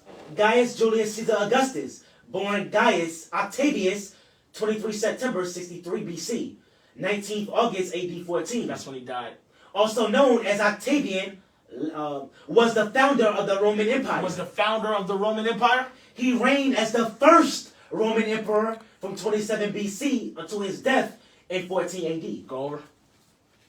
Read that again. Rome's imperial period. Rome's imperial period was its last, beginning with the rise of Rome's first emperor in 31 BC. The first emperor of Rome is accredited to Augustus Caesar, right? And lasting until the fall of Rome in 476 AD. During this period, Rome saw several decades of peace, prosperity, and expansion. Including what they know as the Pax Romana. During this time, you had what was called the Pax Romana. 200 years of just peace and 200 years of riches for Rome. Go over. Read this, the term Pax Romana. The term Pax Romana, which literally means Roman peace, refers to the time period from 27 BCE. That's the beginning of the Roman Empire, Imperial Rome. Read. To 180 CE. To 180 CE. Read. And the Roman Empire, this 200-year period. This 200-year period, the Pax Romana was 200 years of Roman peace. Read. Saw Unprecedented peace and economic prosperity. So during this 200 years, they had peace and they had economic prosperity. Rome got rich during these 200 years. Read. Throughout the empire, which spanned from England in the north to Morocco in the south, Iraq in the east. So it expanded. Their empire at this time spanned from England in the north to Morocco in the south to Iraq in the east. The empire was huge. Go over. Hey, read Rome's imperial period one more time. All right. Rome's imperial period was its last, beginning with the rise of Rome's first emperor in 31 BC. Augustus Caesar. And lasting until the fall of Rome in 476 AD. During this period, Rome saw several decades of peace, prosperity, and expansion. Including the Pax Romana. Read. By 117 AD, the Roman Empire had reached its maximum extent, spanning 3 continents. It spanned 3 continents. The Roman Empire spanned 3 continents at its height. Read. Including Asia Minor. Northern Africa. And most of Europe. Most of Europe. We'll come back and read the second paragraph later. Go over. Read this. 27 BCE. 27 BCE. The Roman Republic became the Roman Empire in 27 BCE, when Julius Caesar adopted son, best known as Augustus Caesar, read. Became the ruler of Rome. Became the emperor of Rome, read. Augustus established an autocratic form of government, where he was the sole ruler. He was emperor. And made all important decisions. Read, go over. Enlarge this. Scroll on up. The Roman Empire, read that. After the assassination of Julius Caesar. Remember, Julius Caesar was assassinated by the Senate. And his homeboy, Brutus. Keep going. A power struggle erupted that affected the whole Roman world. The Republic still existed. At the time of Julius Caesar's assassination, it was still the Roman Republic, or Republican Rome, read. But the idea of one man... But the idea of a one-man rule, meaning the idea of having a king and emperor, read. Had taken root in people's minds. People started thinking about that thing, read. Octavian Caesar's nephew and heir. Octavian Caesar's nephew and heir. Remember, we read that Julius Caesar adopted Octavius, who later on became Augustus Caesar. Read. Cleverly sought the support of the Senate for all he did, and was made consul year after year. And he was made consul year after year. Remember, originally the office of consul was an office that could only be held for 1 year. But in the time of Octavian Augustus, he said, "Nah, I'm gonna be consul every year at this point." Read. His power grew, but he always insisted that he was first princeps, which means first citizen, and not a king. So as his power grew, he was always lying to the people, saying, "I'm not a king. I'm not the king of nothing. I'm just a citizen. I'm just the first citizen, but I'm a citizen, not the king." Read. Octavian was so successful that he was renamed Augustus. He was renamed Augustus, meaning what? Which means imposing one. Which means imposing one. The title or name Augustus means imposing one. Telling you about that man's personality. You know what I'm talking about? Demeanor. Read. And after he died in AD 14, he was declared a god. They declared him a god. Caucasians are strange. He read. I mean, it's the truth. Right? Caucasians are straight. And they gave him a month. August. Real talk, read. Yeah, Rome. you're right. Because August is named after him. Rome was now an empire ruled by emperors. That's when the Roman Empire began. It began with Julius Caesar and the rise of Octavius Augustus Caesar. Go over. The opposing. The list of Roman emperors. We're not going to go over the whole list, but we're going to talk about the first Roman emperors. The first century CE. Go over. Now, look, as you see, you got Augustus, 27 BCE, 14 CE. And Augustus is mentioned in the Bible. Give me that real quick about Augustus in Luke chapter 2 and 1. The book of Luke chapter 2 verse 1.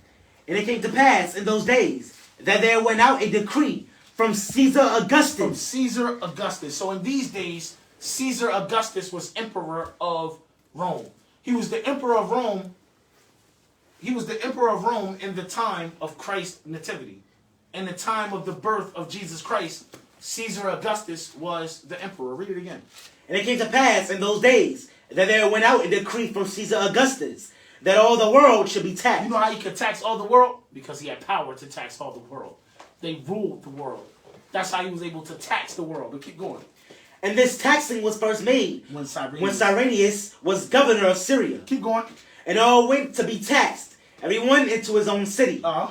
And Joseph also went up from Galilee, out of the city of Nazareth, So Joseph also went up out of Galilee, out of Nazareth, into Judea, into Judea, unto the city of to David, the city of David, which is called Bethlehem, which is called Bethlehem. Read. because he was of the house and lineage of David, Because he was a descendant of David, King David. Keep going. to be taxed with Mary, And that's why he went. He went to be taxed with Mary. Read it again. to be taxed with Mary, his espoused wife, His espoused wife, his wife. Read. being great with And child. at this point, she was great with child. She was ready to give birth. Yo, keep going. Verse 6, and so it was that while they were there, While they were there in Bethlehem, read, the days were accomplished that she should be delivered. that she should bring forth her child. Read. And she brought forth her firstborn son, And she gave birth to her firstborn son, who we know as Jesus Christ. Read. and wrapped him in swaddling clothes, and laid him in a manger, because there was no room for them in the inn. So in the days of Christ's nativity, in the days of the birth of Jesus Christ, Caesar Augustus was the emperor. He was the ruler of Rome in the days of the nativity of Christ. Let's direct your attention back to the screen, please. Back to the screen. So we read about Augustus in the Bible. After Augustus, you had Tiberius Caesar. The Bible mentions him as well. Give me that in Luke chapter 3 and 1. You might as well just leave it on the screen. Luke chapter 3 and verse 1. The book of Luke, chapter 3, verse 1. Now in the 15th year of the reign of Tiberius Caesar, In the 15th year of the reign of Tiberius Caesar. He was the second emperor over Rome, yo. Over Rome. This is the emperor that ruled Rome in the time of Christ's crucifixion. In the time of Christ's death. You remember when the people told Pontius Pilate, when they said, we have no king other than Caesar. The Caesar they were talking about was Tiberius Caesar, man. It was Tiberius Caesar, that Edomite right there. Read it again. now in the 15th year of the reign of Tiberius Caesar, Read. Pontius Pilate being governor of Judea, Being governor of Judea. Pontius Pilate was the governor of Judea at this time. and Herod being tetrarch of Galilee, And Herod was the tetrarch of Galilee. A tetrarch, remember the word tetrarch means the rule of four. Four governors. So right here we're about to read about four governors. It started off with Pontius Pilate, who was the governor over Galilee. Now you have Herod being tetrarch. And this Herod is not Herod the first. This is not Herod the Bloody. This is his son, Herod the second. Herod the second. So he's the second tetrarch here. Read. and his brother Philip, tetrarch of Iturea. Iturea, and of the region of Trachonitis. Trachonitis. So now you got the third tetrarch. The third tetrarch is Philip, the brother of Herod II. He was the third one. Read. and Lysanias, And Lysanias, read. the tetrarch of Abilene. So you got the four tetrarchs here. The word tetrarch means rule of four. Here in this verse, you have Pontius Pilate, Herod II, his brother Philip, and you have Lysanias. Lysanias. Real talk. Keep reading. Verse 2. Annas And Caiaphas, being the high priest, the word of God came unto John, the son of Zacharias, in the wilderness. So in the 15th year of Tiberius Caesar, him ruling Rome as emperor, that's the year that the word of God came to John the Baptist in the wilderness. That's the year that the word came to John the Baptist in the wilderness, man. So as you see, we just read about Augustus in the Bible. We read about Tiberius in the Bible. Caligula, he's not mentioned in the Bible. Me personally, let me leave it out. Caligula's not mentioned in the Bible. Then you have Claudius. Claudius is mentioned in the Bible. He is mentioned in the Bible. Give me that real quick in Acts chapter 11. Let's start at 27, I think. Matter of fact, let me get there and make sure. Acts chapter 11 and 1 verse. I think I might want to start at 27 first, though. That's why I want to look at it. Is that it? Yep, 27. All right. The book of Acts chapter 11, verse 27. And in these days came prophets from Jerusalem unto Antioch. And there stood up one of them named Agabus. There stood up one of the prophets, a man named Agabus. Read. And signified by the Spirit that there should be great dearth throughout all the world. A dearth is a drought. And you know what happens with drought? You know what drought causes? Famines. So this prophet Agabus, he was prophesying about a dearth, a drought, a great famine throughout all of the known world. Read. Which came to pass. Which came to pass when? In the days of Claudius Caesar. In the days of Claudius Caesar, yo. See, Claudius Caesar is mentioned here in the Bible. In his days, there was a great dearth, a drought, a famine. In his days, Claudius Caesar. Also, Claudius Caesar is famously known for being the emperor who expelled the Jews from Rome. He's the one who kicked the Jews out of Italy, out of Rome. Give me that in chapter 18. I want 1 and 2. The book of Acts chapter 18, verse 1. After these things, Paul departed from Athens and came to Corinth. Read. And found a certain Jew named Aquila, born in Pontus, lately come from Italy. Lately come from Italy. Remember, Rome was in Italy. Read. With his wife Priscilla. Because that Claudius. This is talking about Claudius Caesar, Emperor Claudius Caesar. Read. Had commanded all Jews to depart from Rome, and came unto them. So Claudius Caesar exiled the Jews from Rome. He kicked the Jews out of Italy, yo. Real talk. So Claudius Caesar is mentioned here in the Bible. He is mentioned here in the Bible. So after Claudius, you got Nero, a priest. I need you to go to 2 Timothy because you're going to have to read this one. Go to 2 Timothy, last chapter. I want the annotation under the last verse. Read that for me. 2 Timothy. All right. Under 2 Timothy, the last verse, the annotation, the second epistles unto... Speak up for me, though. All right. 2 Timothy, the last chapter. Chapter 4, the last one, the annotation. The second epistle unto Timotheus, ordained the first bishop of the church of Ephesus. Of the Ephesians. So Timothy was the first bishop of the church in Ephesus. Keep going. Ephesians was written from Rome when Paul was brought before Nero the second time. When Paul was brought before Nero the second time. Read your annotation next to Nero. Annotation next to Nero. Number 2, Greek, Caesar, Nero, or the Emperor Nero. So during the time of Paul's second incarceration, Nero was the emperor. He was Caesar. He was ruler of Rome. During Paul's second incarceration, and then subsequently, his murder. It was Nero who was the emperor when Paul was murdered, when his head was cut off, yo. When his head was cut off. So you read about several of these emperors, Caesars, in the Bible. So after Nero, you have Galba, go over. You have Otho. You have Louis, Vitellius, Vespasian, Titus, Domitian, Nerva. Now Galba, Otho, Vitellius, and Vespasian. Notice that they all, go back up real quick. Notice what it says Galba, his reign began 68 to 69 CE, right? Yeah. Go down, go back over. And so was Otho. Otho's reign was in 69 CE. So was Vitellius. So was Vespasian. 69 CE is what was known as the year of the four. The year of the four, where 4 men claimed the title of Emperor of Rome in 1 year. And that year was 69 CE, yo. 69 CE. Is there anything else up here? That was it? Nah. Hey, from here, let's go back to Daniel chapter 7. All right. Daniel chapter 7, I want to read verse 7 again. We're almost done. Book of Daniel chapter 7 and verse 1. Daniel chapter 7 and verse 7 again. And verse 7, Salakia. After this I saw the night visions, and behold, a fourth beast, dreadful and terrible, and strong exceedingly. Stop right there. Before we continue this, give me Job 11 and 6 real quick.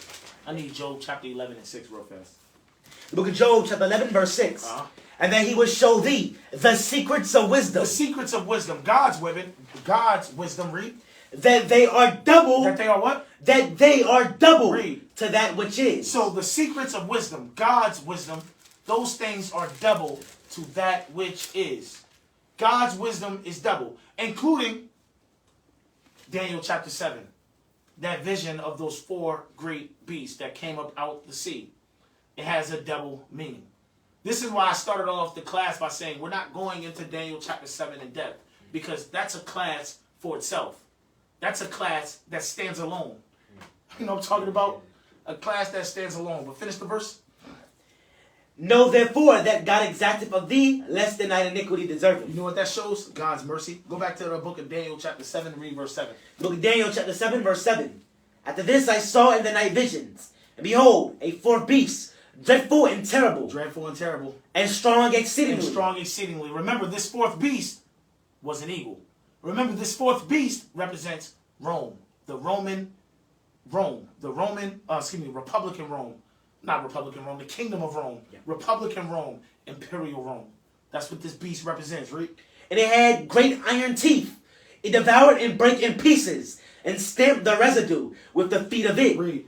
And it was diverse from all the beasts that were before It was different from all the beasts that came before it. Remember, this beast was likened to an eagle, a fowl. Keep reading. And it had 10 horns. And it had 10 horns. This beast, this eagle had 10 horns. Read. I considered the horns, and behold, there came up among them another little horn, Read. before whom there were 3 of the first horns plucked up by the roots. And behold, in this horn were eyes like the eyes of man, and a mouth speaking great things. So, what are these 10 horns? And what is this little horn that came up among them? Jump over to verse 24. All right. Verse 24. And the 10 horns out of this kingdom are 10 kings. So these 10 horns represent 10 kings. They represent 10 kings. Who are the 10 kings? The 10 kings are the first 10 rulers of Rome during the Imperial Rome. They represent the first 10 rulers of Rome. And it starts with Julius Caesar. It starts with Julius Caesar and ends with Vespasian. Keep going. Verse 24. And the 10 horns out of this kingdom are 10 kings that shall arise, and another shall rise after them. And another shall arise after them. Talking about that little horn. Yeah. That little horn is Titus. That little horn is Titus, yo. Keep going. And he shall be diverse from the first, Uh-huh. and he shall subdue 3 kings. He shall be diverse from the first, and he shall subdue 3 kings. He will be different from the first, and he will subdue 3 kings. Now, jump up to verse 18. Verse 18. Uh-huh.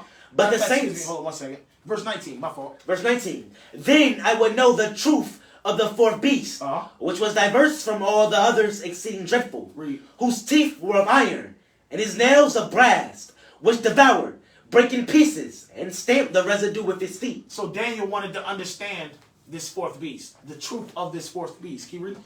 And of the 10 horns that were in his head. Remember, we just read those 10 horns represent 10 kings that would rise up out of this kingdom. They represent 10 kings, 10 rulers, starting with Julius Caesar, ending with Vespasian. Read. And of the other which came up. And of the other which came up, that little horn. That little horn is Titus. Titus, read. And before whom 3 fell. Before whom 3 of the first kings fell, yo. Those 3 kings that fell, Galba, Otho, Vitellius. Those are the 3 kings that fell. This happened during the year of the 4, 69 AD. Keep going. Even of that horn that had eyes. Uh-huh. And a mouth that spake very great things. Keep going. Whose look was more stout than his fellows. He was different from his fellows. Read. I beheld, and the same horn made war with the The saints. same horn, this little horn, made war with the saints when? 70 AD. This took place in 70 AD. Titus made war with Israel, destroyed Jerusalem and the temple. Keep going. And prevailed against them. And prevailed against them. Now, of course, this goes even beyond Titus. But that's not the purpose of this class. That's for another class. So we're going to keep it in the context of Rome. Jump down to verse 23. Verse 23. Thus he said, the fourth beast shall be the fourth kingdom upon earth, which shall be diverse from all kingdoms, and shall devour the whole earth, and shall tread it down, and break it in pieces. And the 10 horns out of this kingdom are 10 kings. 10 rulers, starting once again with Julius Caesar to Vespasian. Read. That shall arise, and another shall rise after them. Talking about Titus, the prince. And you know why I called him a little horn? Because he wasn't one of the kings. He was a prince. Read. And he shall be diverse from the first, and he shall subdue 3 kings. And he shall be diverse from the first. Back out of here. Matter of fact, minimize this. Just minimize this. Yo, just go up to the minus and minimize this. Go back. Go out. Give me folder number 5. Right here. Let me know when we straight. We good? All praises. Year of the 4 emperors. Read this. Year of the 4 emperors, 69 AD, was the first civil war of the Roman Empire, during which 4 emperors ruled in succession. Which 4 men claimed the title of emperor, one after another, right? Galba, started with Galba, Otho, then Otho, Vitellius, and Vespasian. And then finally Vespasian. Vespasian is the one who ended up being the emperor. Keep going. It is considered an important interval, right? Marking the transition from the Julio Claudians, read. The first Imperial dynasty, read. To the Flavian dynasty. To the Flavian dynasty. Remember, in Daniel chapter 7 and 24, it says, and this little horn would be diverse from the first. Why did it say that? Go back to what I had you minimize. Go down. Go down to where the pictures are. Pull this one up. Go back. Now, look at, you see where Augustus, remember, Augustus was the adopted son of who? Julius Caesar, right? That was the beginning of the Julio-Claudian dynasty. Augustus, circle Augustus. Down to Tiberius, Caligula, Claudius, and Nero. The Julio-Claudian dynasty ended with Nero and his suicide. When you look him up, he was a nut. Then you got Galba, go back. Galba, Otho, Vitellius, and Vespasian. This is the year of the 4. And then you have Titus and Domitian. Titus and Domitian are the sons of Vespasian. This is the beginning of the Flavian dynasty in Rome. This is why I said the little horn would be diverse from the first. See, the first, which is going into Augustus Caesar, he was a part of the Julio-Claudian dynasty. He was the beginning of the Julio-Claudian dynasty. But Titus, he was the first or the beginning of the Flavian dynasty. This is why I say he would be different from the first. X that out. Now, read this one more time. The year of the 4 emperors, 69 AD, was the first civil war of the Roman Empire, during which 4 emperors ruled in succession. Galba ruled first. Then Otho. Vitellius, and Vespasian. And finally Vespasian. Read. It is considered an important interval, marking the transition from the Julio Claudius in the first imperial dynasty to the Flavian dynasty. The period witnessed several rebellions and claimants, men claiming to be emperor, right? With shifting allegiances and widespread turmoil in Rome and the provinces. Go over. All right, so you got Vespasian right here. Go over real quick. And you got his sons Titus and Domitian. See, Vespasian and Titus, they're famous for the destruction of Jerusalem, the temple, in 70 AD. That's what they're famous for. But you know what else the Flavian dynasty is famous for? They're also famous for the construction of the Flavian amphitheater, which we also know as the Roman Colosseum. It was built under the Flavian dynasty. Construction began under Vespasian. Go back. Go back. Go all the way over. No, go back. Right here. Go all the way over and see life details. Yeah. Go down real quick. Right there. Began construction of the Colosseum. This is talking about the Flavian Amphitheater. The construction of the Flavian Amphitheater, the Colosseum, began with Vespasian. With Vespasian, yo. Go over. Go over. Colosseum. Go over. It says Colosseum, giant amphitheater built in Rome under the Flavian emperors. So they were also, the Flavian emperors were also famous for the construction of the Flavian amphitheater, the Roman Colosseum. Construction of the Colosseum was begun sometime between 70 and 72 CE during the reign of Vespasian. Go over. Go over. The structure was officially dedicated in 80 CE by Titus in a ceremony that included 100 days of games. Later, in 82 CE, Domitian, which is Titus' brother, another son of Vespasian, completed the work by adding the uppermost story. Go over. This right here is a picture of the Flavian Amphitheater, the Roman Colosseum, which was built during the time of the Flavian dynasty. Go over. That's the interiors of the Colosseum. Go over. More, another interior shot. Now, press play on this. The Colosseum of Rome was actually built by 10,000 Jewish slaves? Did you know, and bring it back, did you know that the Colosseum in Rome, the Flavian Amphitheater, was built by Jewish slaves? Slaves built the Flavian Amphitheater, yo. Play it again and play it through. The Colosseum of Rome was actually built by 10,000 Jewish slaves? Commissioned by Emperor Vespasian, the year 72 AD. It's like this: his son Titus fought a war against the Jewish rebels in Judea. They captured the city and destroyed the temple in 70 AD. They captured the city and destroyed the temple in 70 AD. This is what Vespasian and Titus are most famously remembered for. The destruction of Jerusalem and the temple. But they're also famously remembered for the construction of the Colosseum. Bring it back just a little bit and press play. They captured the city and destroyed the temple in 70 AD. They brought back about 100,000 Jews that they forced to work as slaves, as well as many other spoils of war. The Colosseum took about 10 years to complete and was inaugurated with a lavish ceremony that lasted for 100 days. The Colosseum hosted a variety of events such as naval battles, animal hunts, executions, and of course gladiator fights. A number of those executions and gladiator fights that took place in that Colosseum was the Jews. The Jews were being executed in the Roman Colosseum. The Jews were being forced to fight as gladiators in the Flavian Amphitheater, yo. Real talk, yeah. Keep going. Press play. Jewish slaves died inside it or were killed for the amusement of the crowd. Next time you see it, just remember behind the majestic facade lies a dark and tragic history. Anything else? No, we good.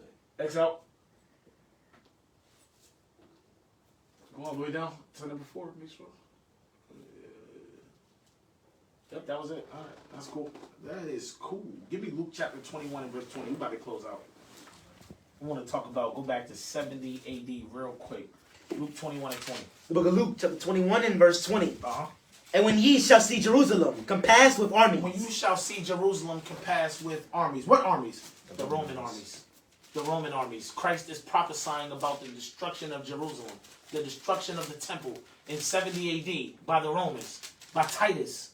That little horn that we read about in Daniel chapter 7. Keep going. Then know that the desolation thereof is nigh. Read. Then let them which are in Judea flee to the mountains. Flee to the mountains. And let them which are in the midst of it depart out. Uh-huh. And let not them that are in the countries enter thereinto. Read. For these be the days of vengeance. For these are the days of vengeance. That all things which are written may be fulfilled. That the things that are written be fulfilled. Keep going. But woe unto them that are with But child. woe unto them that are with child. And to them that give suck. And to them that give suck. In those days. In those days. Why? Because the people would end up eating their children. The people would end up eating their children. And they did end up eating their children. Read. For there shall be great distress in the land, and wrath upon the people. Give me Deuteronomy chapter 28 about who would bring that great distress to the land and wrath upon the people. Who would God use? Deuteronomy 28:49. The book of Deuteronomy chapter 28 verse 49. And the Lord shall bring a nation against thee from far, from the end of the earth, From the end of the earth, as swift as the eagle flieth. as swift as the eagle flieth. Who brought distress and wrath to the land? Who did God use? The Romans. He used that eagle. He used the Romans. Read it again. And the Lord shall bring a nation against thee from far. Remember, Rome was in the Italian peninsula. Italy. Far. Far from Jerusalem. Read. From the end of the earth, Uh-huh. as swift as the eagle flieth. As swift as the eagle flieth. Read. A nation whose tongue thou shalt not They understand. spoke Latin. Keep going. A nation of fierce countenance, Uh-huh. which shall not regard the person of the old, nor show favor to the young. They didn't care if you were old or young, man or woman, old or young. Read. And he shall eat the fruit of thy cattle, and the fruit of thy land, Uh-huh. until thou be destroyed. Thou be destroyed. Which also shall not leave thee either corn, wine, or oil, or the incense of, or the increase of thy kind, Uh-huh. or flocks of thy sheep, until he hath destroyed thee. Keep reading. And he shall besiege thee, and all thy And gates. he, talking about this eagle, talking about Rome, he shall besiege thee in all of thy gates. Read. Until thy high and fenced walls come down, Till your high and fenced walls come down. Read. wherein thou trustest Wherein thou trustest. Read. throughout all thy Throughout land. all the land. Read. And he shall besiege thee, and all thy gates This eagle will besiege you in all your gates, throughout all thy land, throughout all the land. which the Lord thy God hath given thee. Keep going. And thou shalt eat the fruit of thy own body. This is why Christ said, woe to them that are with child, and woe to them that give suck in those days. Why? Read it again. And thou shalt eat the fruit of thy own body. Because he said you would eat the fruit of your own body. The fruit of your body, your child, your children. Keep going. The flesh of thy sons and thy The daughters, flesh of your sons and your daughters. Read. which the Lord thy God hath given thee. Which God has given to thee. Read. And the In seed, the siege. Read. and in the straightness, And in the straightness. wherewith thy enemies Wherewith thine enemies. Read. shall distress thee. Shall distress thee. Who brought the distress into the land? Our enemies. This eagle brought that distress into the land. Read. Verse 54.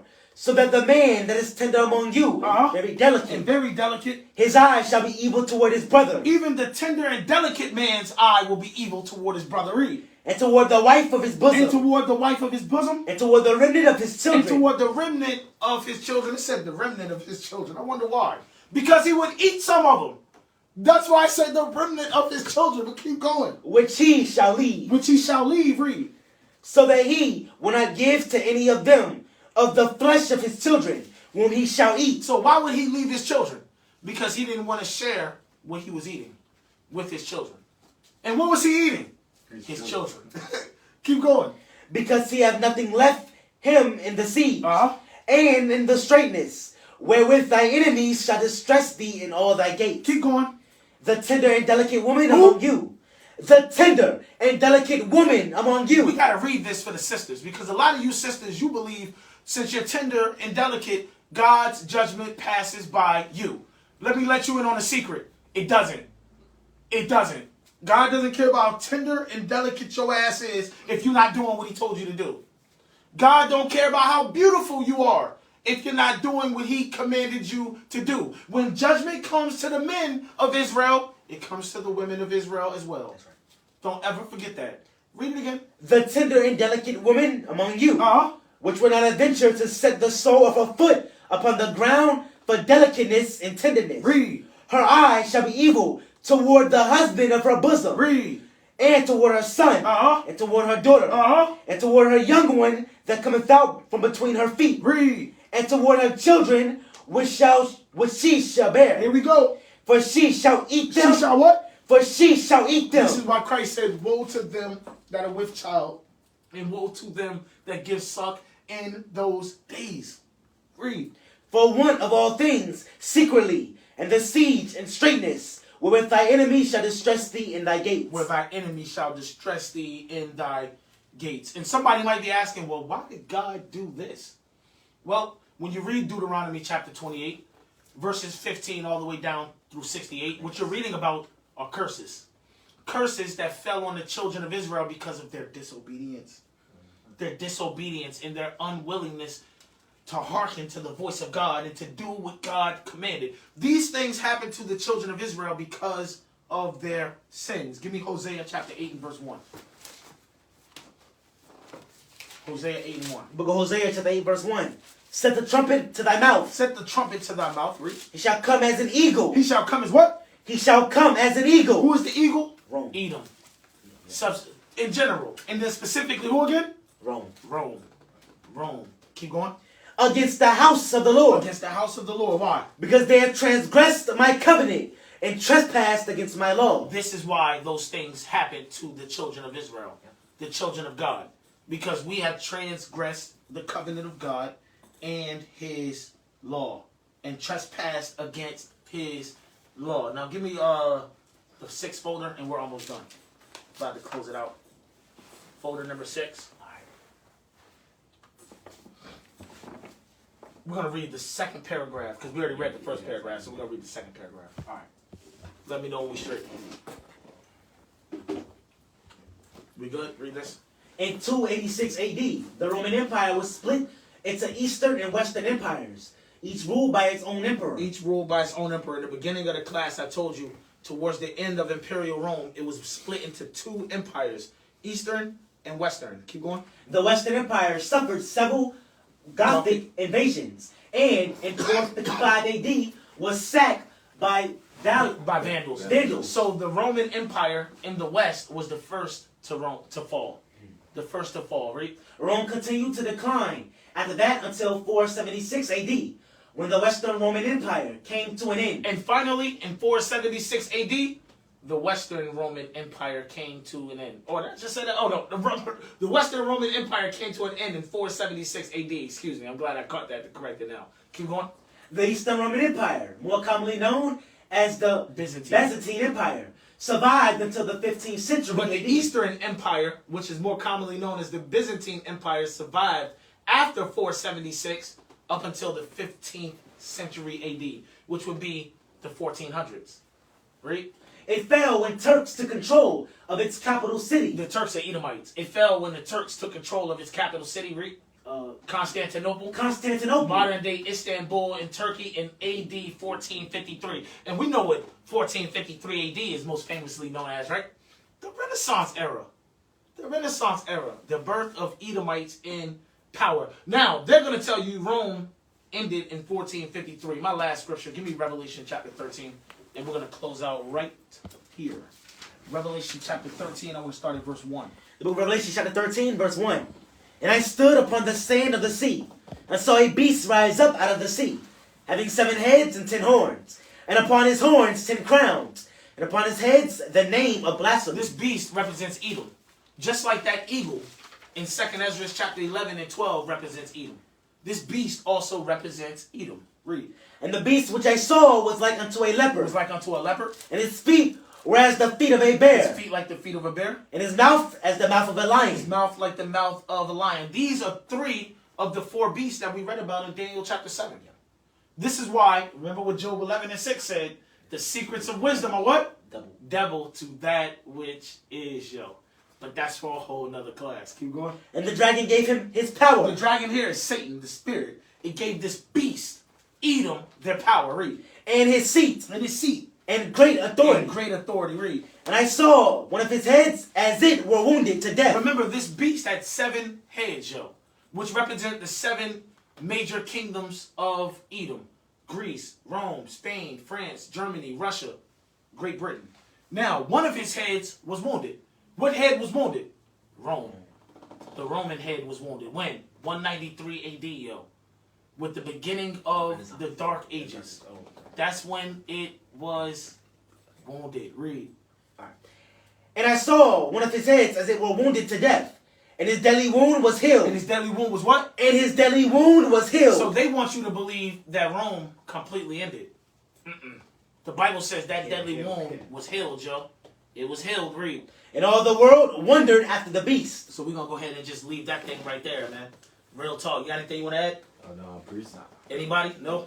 All praises to the Most High. Well, we're going to end this thing in the same way that we began this thing, and that's by giving all praises, all glory, all honor to the Most High God of Abraham, Isaac, and Jacob. Right. Through his only begotten Son, Jesus the Christ. Right. Secondly, we're going to give double honors to our elders again. Why?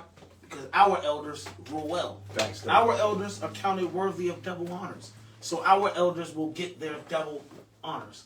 Lastly, but definitely not least, I want to say shalom, farewell to all of my brothers and all of my sisters out there.